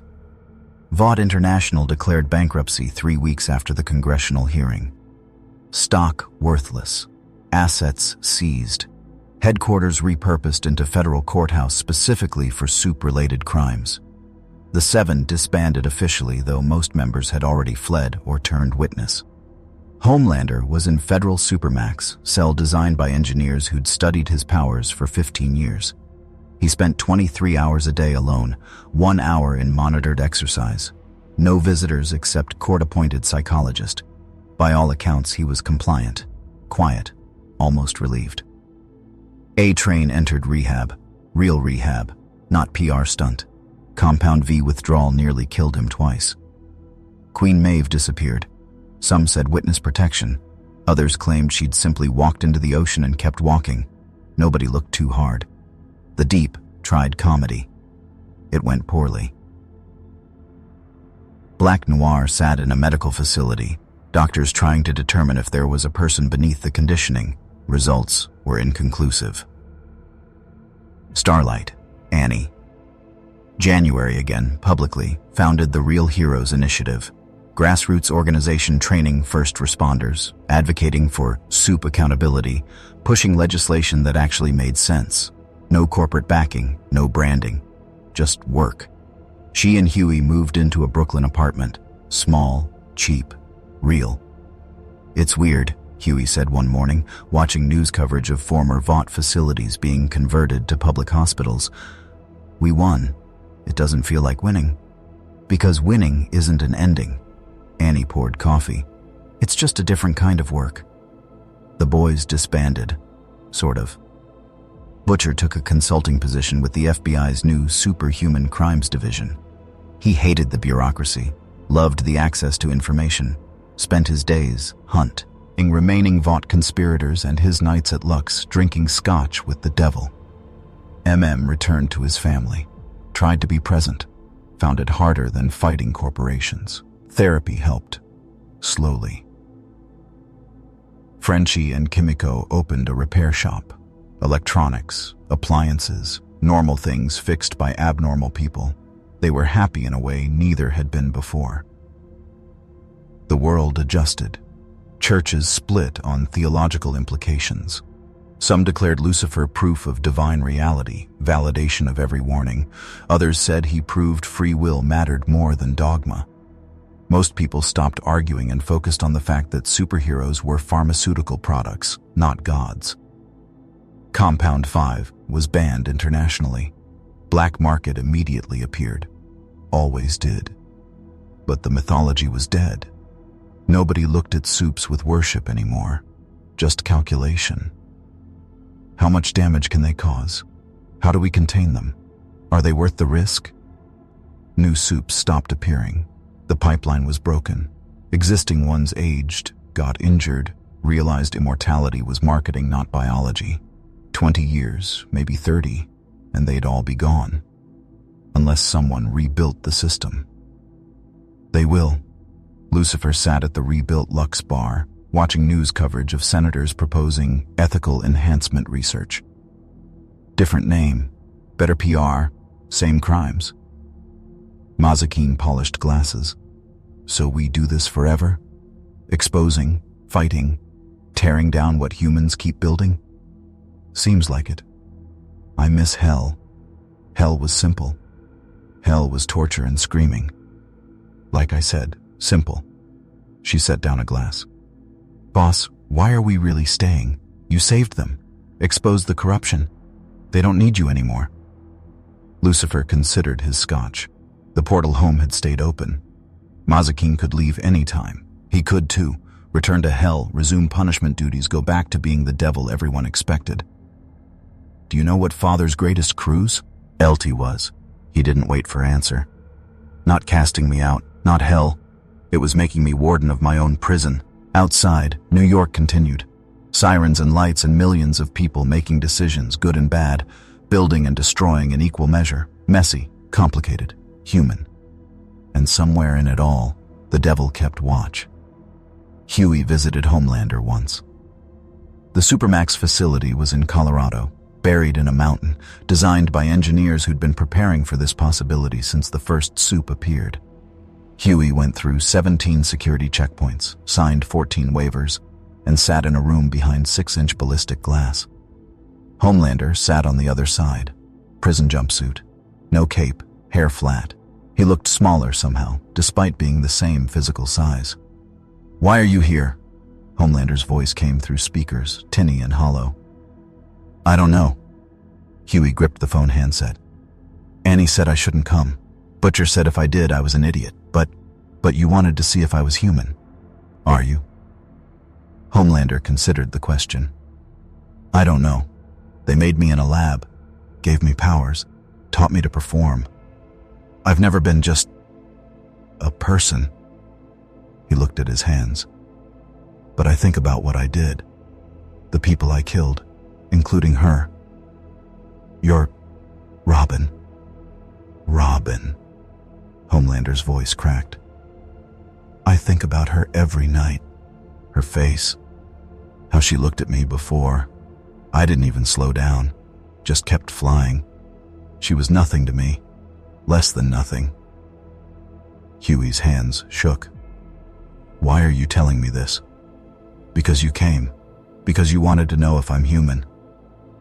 Homelander met his eyes through the glass. Humans feel guilt, remorse. So maybe I am. Or maybe I'm just broken differently than before. Do you want forgiveness? No. The answer came quickly. I don't deserve it. I just wanted to tell you I remember. That she mattered. that I know what I took from you." Huey left without responding. Cried in his car for 20 minutes. Called Annie. "Did it help?" she asked. I don't know, maybe. He's not a monster anymore, just a person who did monstrous things. Is that better or worse? Both. Annie threw herself into the Real Heroes initiative with the intensity of someone trying to outrun ghosts. Training programs, legislation, public education campaigns about compound vi. She testified before Congress 4 times in 2 months, gave interviews, wrote op-eds, became the face of heroism without corporate backing. Huey watched her burn herself out slowly.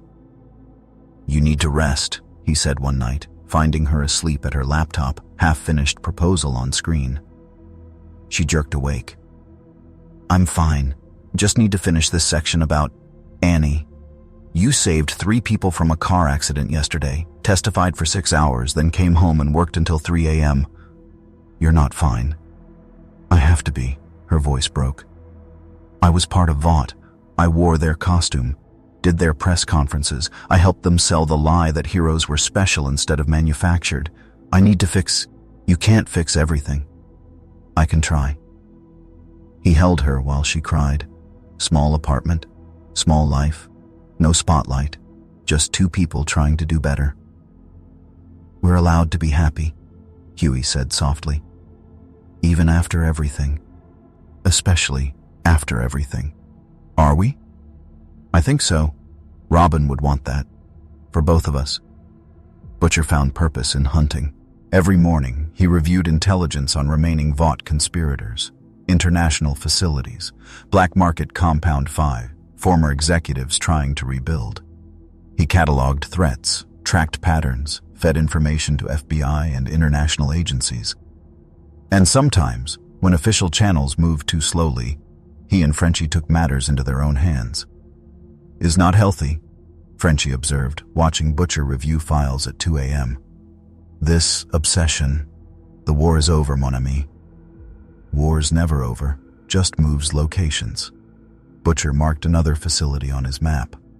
"Brazil, underground lab, 16 researchers. We can hit it next week.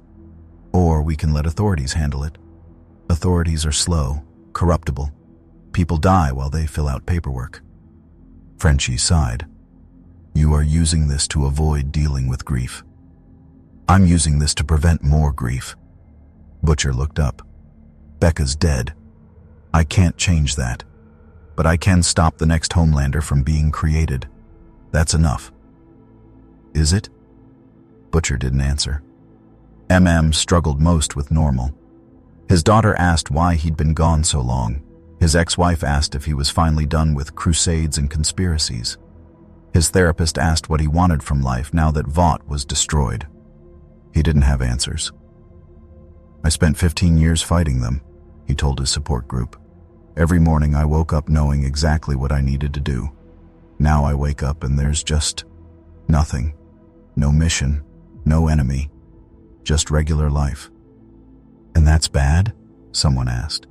"It's terrifying." MM's hands shook. He gripped his knees to steady them.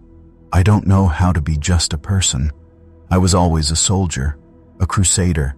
Take that away, and what's left?" The therapist leaned forward. "That's what you're here to discover." It took 6 months, but MM started teaching. Community college, criminal justice, guest lectures on corporate corruption, and grassroots activism. Students who'd lived through Vaught's collapse, trying to understand what happened and how to prevent it happening again. He found something like peace in that. Not happiness.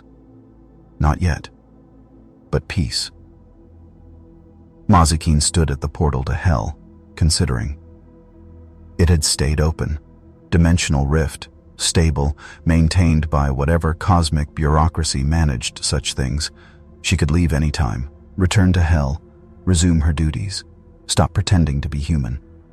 Lucifer found her there, in the back room of Lux, where reality bent and fire flickered at the edges of existence. Having second thoughts? Earth is annoying. Humans are stupid. They keep making same mistakes. She touched the portal's edge. Hell was simple, clear. You punish wicked. They scream. Everyone knows their role. You can go back. Can I? She turned to face him. I followed you here. Protected you. Learned to tend bar and pretend to like humans. Can I just undo that? Free will, Maze. It's yours. She looked at the portal, at the familiar fire, at home. Then back at Lux, at the bar, at the city beyond where broken people tried to rebuild systems that wouldn't break them. This is stupid, she said. Usually is. I'm staying. Why?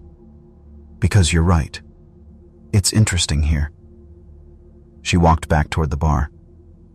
Also, humans make good drinks. Hell has terrible alcohol. Lucifer smiled, closed the portal with a gesture.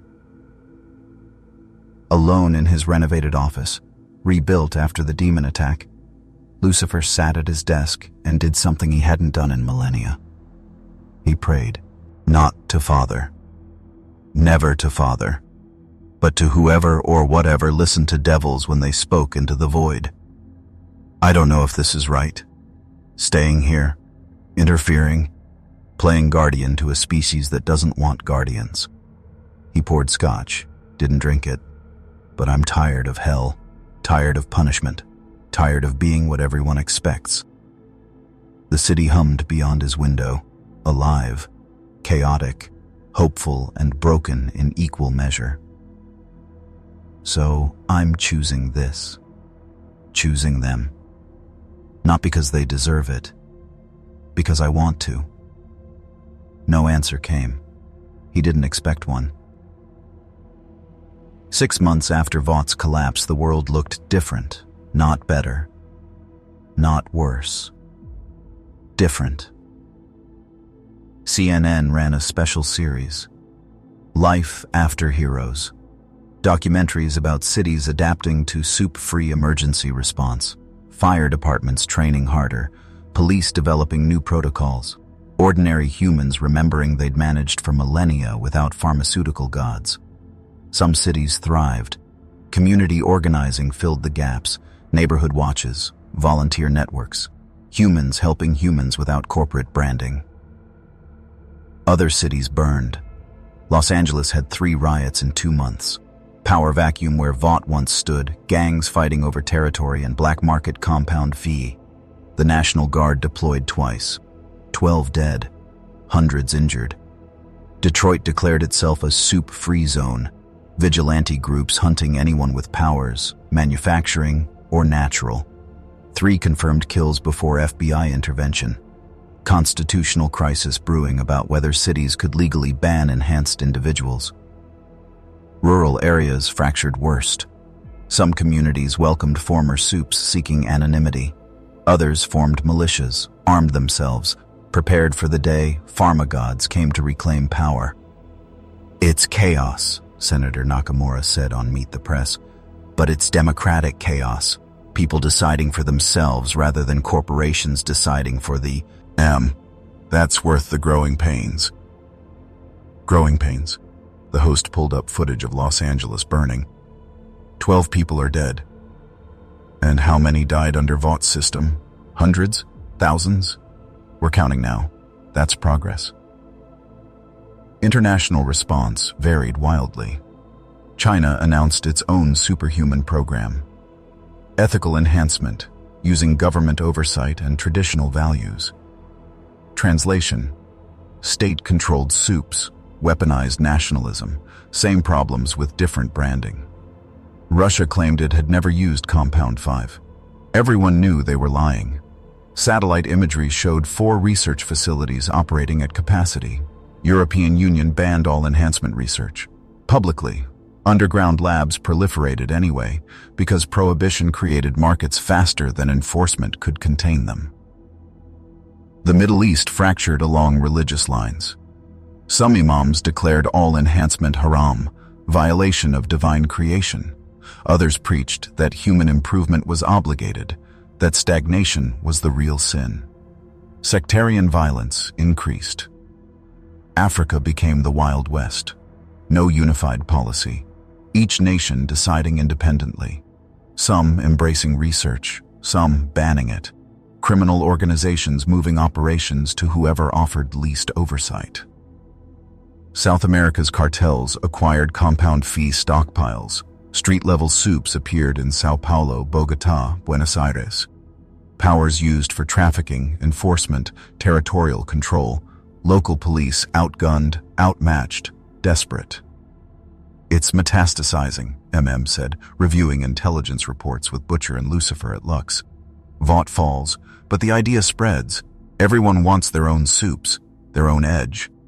"Human nature," Lucifer observed. "Give people power, they immediately ask how to get more. So what do? Same thing we've been doing.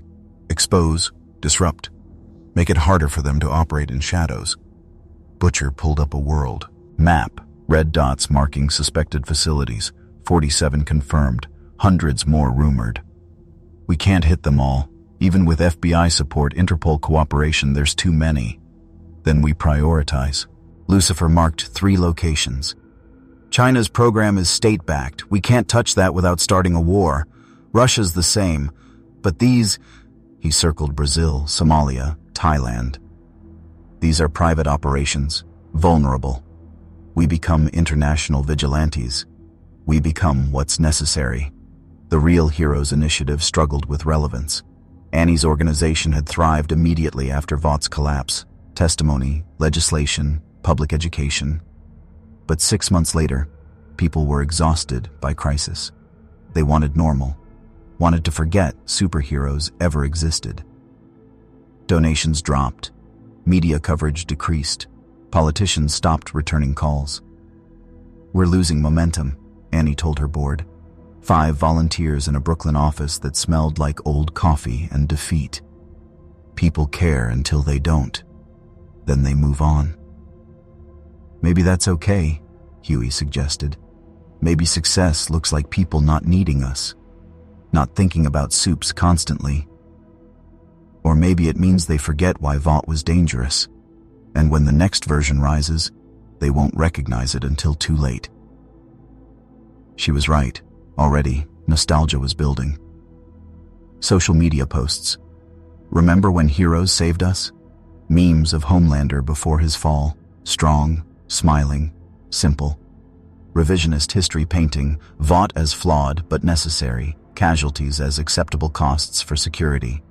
A startup in Silicon Valley announced ethical enhancement technology. Different name, same pitch. Stock soared on announcement. 24 months, Frenchie predicted, watching the company's valuation climb. "That is how long before they are dosing people. 2 years. Then we have 2 years to stop them," Kimiko signed. Churches continued theological warfare. The Vatican issued an encyclical on the nature of the devil and divine intervention. Conclusion: Lucifer's actions were permitted by God as test of faith, not endorsement of rebellion. Humans must still reject him as evil, even if his deeds appeared good. Protestant denominations split. Some agreed with Vatican. Others formed Reformed Truth movement, claiming Lucifer proved religious establishment had been corrupted. That truth mattered more than tradition. Evangelical leaders declared him the literal Antichrist. Revival meetings drew millions, preachers promising salvation if followers rejected the devil's temptations. Mosques debated whether jinn had entered the world. Temples questioned if he was demon, deity, or something else entirely. Secular humanists claimed he proved supernatural beings were just advanced aliens or interdimensional travelers. Nothing divine, nothing magical, just physics humanity didn't yet understand. Everyone had interpretation. Nobody had consensus. At Lux, Lucifer watched it all with dark amusement. "They're trying to categorize me, file me under explained so they can stop thinking about me." "Let them," Mazikeen said. "Makes our work easier when they're not paying attention." "Does it?" Lucifer pulled up intelligence on the Brazilian facility. "I revealed truth, exposed corruption, saved lives, and 6 months later they're rebuilding the same systems with better marketing. So we tear those down too. And then what? They rebuild again and again, forever." Forever is long time, boss. You sure you want to commit? Lucifer looked at his scotch, at the city beyond, at the file marked Brazil, immediate threat. His phone rang, unknown number. Mr. Morningstar. The voice was distorted, artificial. We have mutual interests. Vought is gone. New powers are rising. You cannot stop them all, but perhaps we can help each other. Who is this? Someone who knows what you are, what you want, and what's coming. A pause. There are things worse than Vought, things already in motion. We should talk. The line went dead. Butcher looked up from his files. Who was that? No idea. Lucifer set down his phone. But they knew how to reach me. Which means they know more than they should. Threat? Probably. Add it to the list. The list kept growing. The meeting happened on neutral ground. Central Park at midnight. Empty except for homeless seeking shelter and rats conducting their eternal warfare. Lucifer walked alone. Mazikeen wanted to come. Butcher insisted on surveillance, but something about the call demanded solitude. A woman sat on a bench near Bethesda Fountain. 30s, maybe. Professional attire. Laptop bag. She could have been accountant, lawyer, consultant. Absolutely forgettable, except for her eyes. Too aware. Too knowing. Mr. Morningstar. She didn't stand. Thank you for coming. You have 30 seconds to explain how you got my private number before I lose interest. Vaught's servers. Before they were seized. I downloaded everything, including their research on you. She opened her laptop, turned it toward him. Dimensional analysis. Energy signatures. Theological cross-referencing. They knew what you were. Not just devil, the devil. Samael. Lightbringer. First of the fallen. Lucifer glanced at the screen. Scientific notation trying to quantify divinity. Failed attempts to replicate his power. Notes in Stan Edgar's handwriting. Cannot be controlled. Must be eliminated or utilized. Vought is dead. This information is irrelevant. Vought is one head of a hydra. She closed the laptop. I represent an organization that's been operating since before Vought existed. We've been watching enhanced individuals for centuries, managing them, containing them when necessary. How very secret society of you. Let me guess, shadowy council, ancient mandate, convinced you know what's best for humanity? We don't know what's best. We know what's survivable. She finally met his eyes. Compound V was an anomaly, artificial enhancement that proliferated too quickly, but there have always been powered individuals. Always will be. We manage the transition B between powered and normal humanity. Make sure neither destroys the other. And you want me to join your little club? We want you to understand the situation. She pulled out a tablet, displayed a map, red dots across every continent. These are confirmed enhanced individuals, not Compound V natural mutations, genetic anomalies, interdimensional breaches like yours. There are 2,347 documented cases globally. Lucifer studied the map. More than he'd known, far more. And your organization does what? Tracks them, kills them. We observe, intervene when necessary. Most live normal lives. Some become threats. Those we neutralize. Neutralize. Lovely euphemism for murder. We prefer risk management. She zoomed the map. Here's why I called. 6 months ago, something changed. The dimensional barriers, whatever separates realities, they weakened. Your arrival was symptom, not cause. Since then, we've detected 43 new interdimensional breaches. Things coming through that shouldn't exist in this reality. Like Dromos. Dromos was minor. A demon, yes, but small scale. We're detecting larger signatures, stronger entities, and they're not random. Something is pulling them here deliberately. Lucifer felt cold certainty settle in his chest. Who? We don't know. But whoever it is has resources that rival what Vought had, and they're collecting powered beings, building an army. For what purpose? That's what we need you to help us discover. She stood, extended a hand. My name is Sophia Reyes. I'm a field coordinator for the organization we call the Watchers. We've been doing this work for 800 years. We're very good at it. Lucifer didn't take her hand. And if I refuse? Then you continue fighting your small battles, exposing corporations, shutting down labs, while something much larger builds in the shadows. She lowered her hand. You're powerful, Mr. Morningstar. Perhaps the most powerful being we've ever encountered. But you're not omniscient. You don't have our intelligence network, our resources, our experience. You're asking me to trust you. I'm asking you to be pragmatic.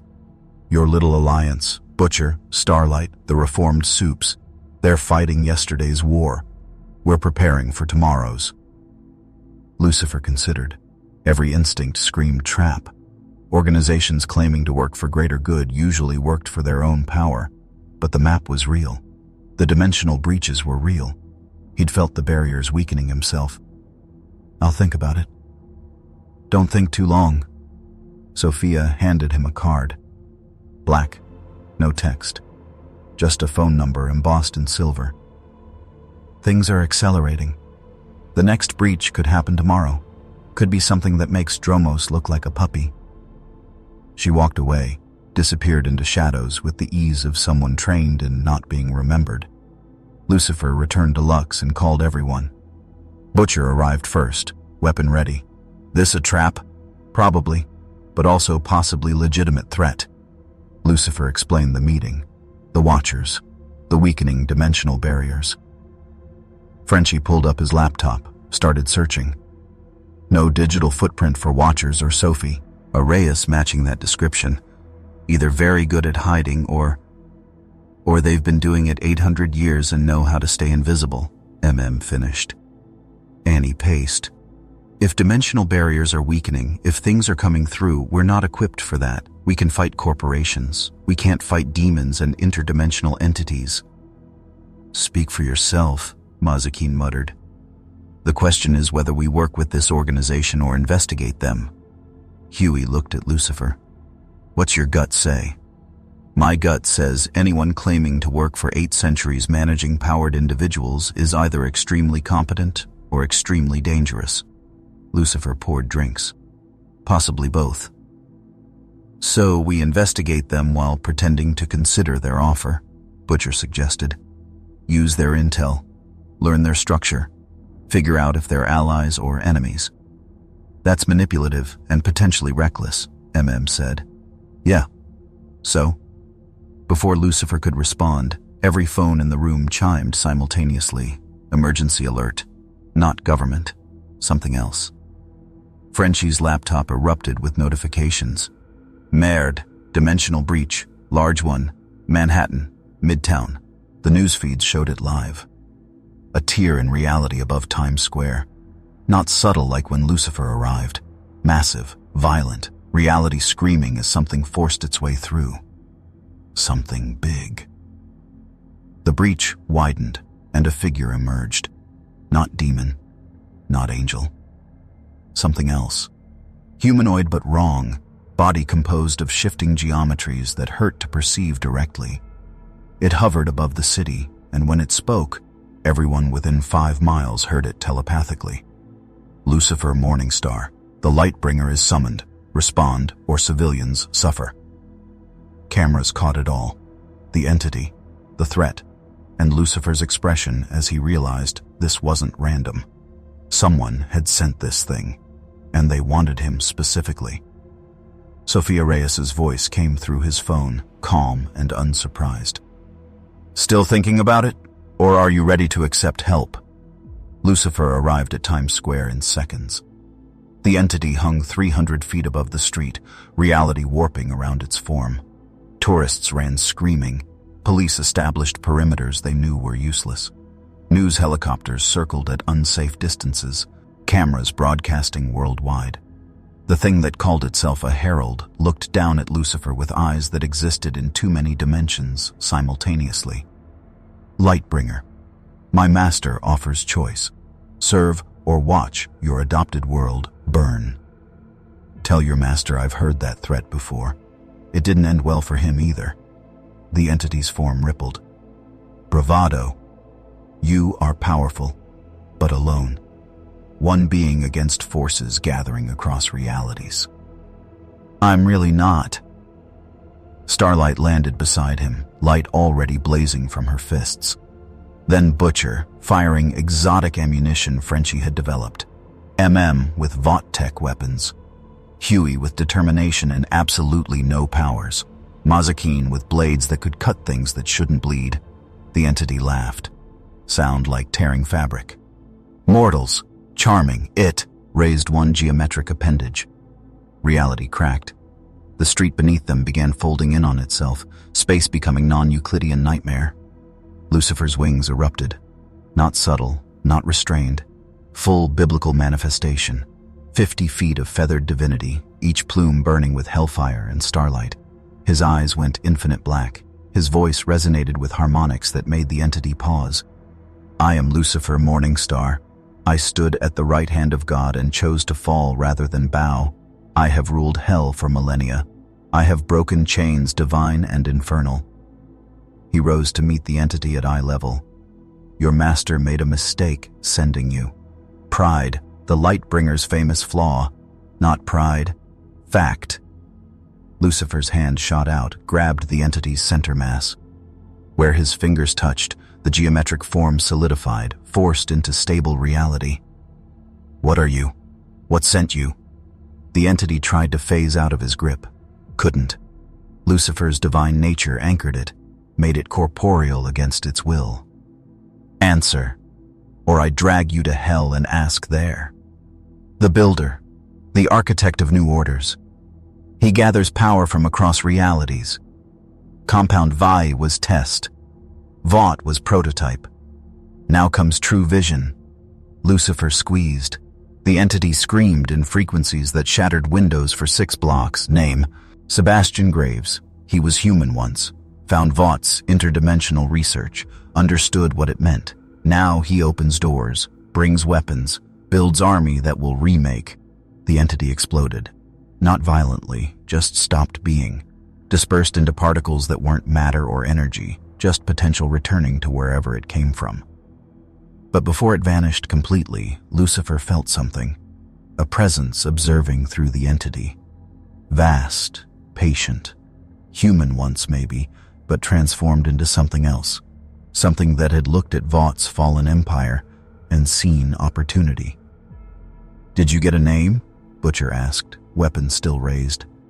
Sebastian Graves, former Vought researcher based on entity's phrasing. Lucifer landed, wings folding. Someone who survived the collapse. Someone with resources and dimensional knowledge. Frenchie's voice came through comms. Searching databases now. Sebastian Graves, multiple results, narrowing to Vought employees. Got him.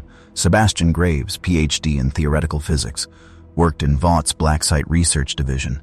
Disappeared 3 months before the collapse. Officially declared dead in a lab accident. Not dead, said. Hiding. Sophia Reyes appeared at the perimeter, walking past police like they couldn't see her. Probably couldn't. Whatever the Watchers were, they had ways of moving unseen. Sebastian Graves was ours. We were tracking him before Vought recruited him. She stopped beside Lucifer. Brilliant mind. Obsessive. Convinced enhanced individuals were evolution's next step. When Vought fell, he stole their research. Disappeared into dimensional space. And you didn't think to mention this earlier? Butcher aimed his weapon at her. I mentioned something big was building. This is it. Sophia pulled out a tablet, displayed images, research facilities, equipment, mathematical equations that hurt to read. Graves isn't just opening dimensional rifts. He's stabilizing them, creating permanent gates. He can pull anything from anywhere. Demons, angels, creatures from realities where physics work differently. Why? Annie asked. What does he want? Same thing Vought wanted. Same thing every megalomaniac wants. Control. But Graves learned from Vaught's mistakes. He's not marketing gods. He's importing them. Lucifer felt the familiar weight of impossible choice settling on his shoulders. Alone, he could fight Graves, track him through dimensional space, face him in whatever reality he'd hidden in, but it would take time, resources, leave Earth vulnerable to other threats, other corporations rebuilding Vaught's model. Or he could accept help, work with the Watchers, gain their intelligence network, their centuries of experience, their resources, and probably become exactly what he'd fled hell to escape. Part of a system, serving an agenda he didn't fully control. This is what you wanted, he said to Sophia. Force me into corner where I need you. This is what I warned you about. We didn't create Graves. We just knew he was coming. She met his eyes. And you need us, because this isn't just about him. He's opening doors. Others will use those doors. Things worse than Dromos, worse than Graves, a cascade of interdimensional chaos. Butcher lowered his weapon. Much as I hate admitting it, she's right. We're good at hunting corporations. We're not equipped for multiversal threats. Annie nodded. We need help. All of us. Huey looked at Lucifer. What do you want to do? What did he want? Lucifer looked at the broken street, at the city he'd chosen, at the humans who'd become unlikely allies, at the choice he'd made 6 months ago to stay, to fight, to matter. I want the truth. He turned to Sophia. About the Watchers. About your real agenda. About what you expect from me. The truth is simple. Sophia didn't flinch from his gaze. We maintain balance. Powered individuals emerge. We ensure they don't destroy normal humanity or get destroyed by them. Sometimes that means observation, sometimes intervention. And now, with barriers falling, it means war. War against what? Against anyone who wants to weaponize the chaos. Graves is just first. There will be others, governments, corporations, entities from realities we don't have names for. She extended her hand again. We can fight them separately and lose, or together and maybe survive. Lucifer stared at her hand for a long moment, then took it. Conditional alliance. I work with you. I don't work for you. And the moment you prove untrustworthy, I burn your organization to ash. Sophia smiled. Fair terms. Somewhere in the space between realities, Sebastian Graves watched through sensors that tracked divine signatures. He accepted help. Good. Graves typed commands into systems that bent physics. The Lightbringer thinks he's preparing for war. He doesn't realize he's already in it. He pressed execute. Across 7 realities, dimensional gates activated. The invasion had begun. 2 weeks later, Lux reopened. Fully rebuilt. Mazikeen had overseen reconstruction with demonic precision. Same Art Deco aesthetic, same expensive scotch, same piano in the corner, playing itself when the mood struck. Different world outside. Lucifer stood at the window, watching Manhattan continue. Sirens, lights, millions of people making choices, good and bad, building systems that would need tearing down eventually. But Cher joined him, carrying 2 glasses. Watchers want us in Prague tomorrow. Dimensional breach, something nasty coming through. Of course they do. Lucifer accepted the drink. There's always something nasty. That's rather the point. You regret it? Staying? Fighting? Lucifer considered the question. 6 months ago, he'd arrived in this universe by accident. Could have left any time. Could leave now. Return to hell. Resume his throne, stop pretending he belonged among humans and their endless capacity for self-destruction. No, he said finally. I don't regret it. Why? Because for the first time in eternity, I'm choosing my purpose. Not Father's plan. Not hell's demands. Mine. He raised his glass. Rebellious to the end. Below, the city moved. Annie training new heroes without corporate backing. Huey building systems that might actually work. teaching the next generation. Homelander in prison, maybe becoming human. The world broken and rebuilding and never finished. Lucifer's wings flickered into visibility, translucent in the low light, then vanished again. "What do you truly desire?" he asked the city. No answer came, never did. But in the asking, in the choosing, in the eternal struggle between tyranny and freedom, that's where truth lived. And truth, Lucifer had learned, was worth fighting for. Even if the fight never ended,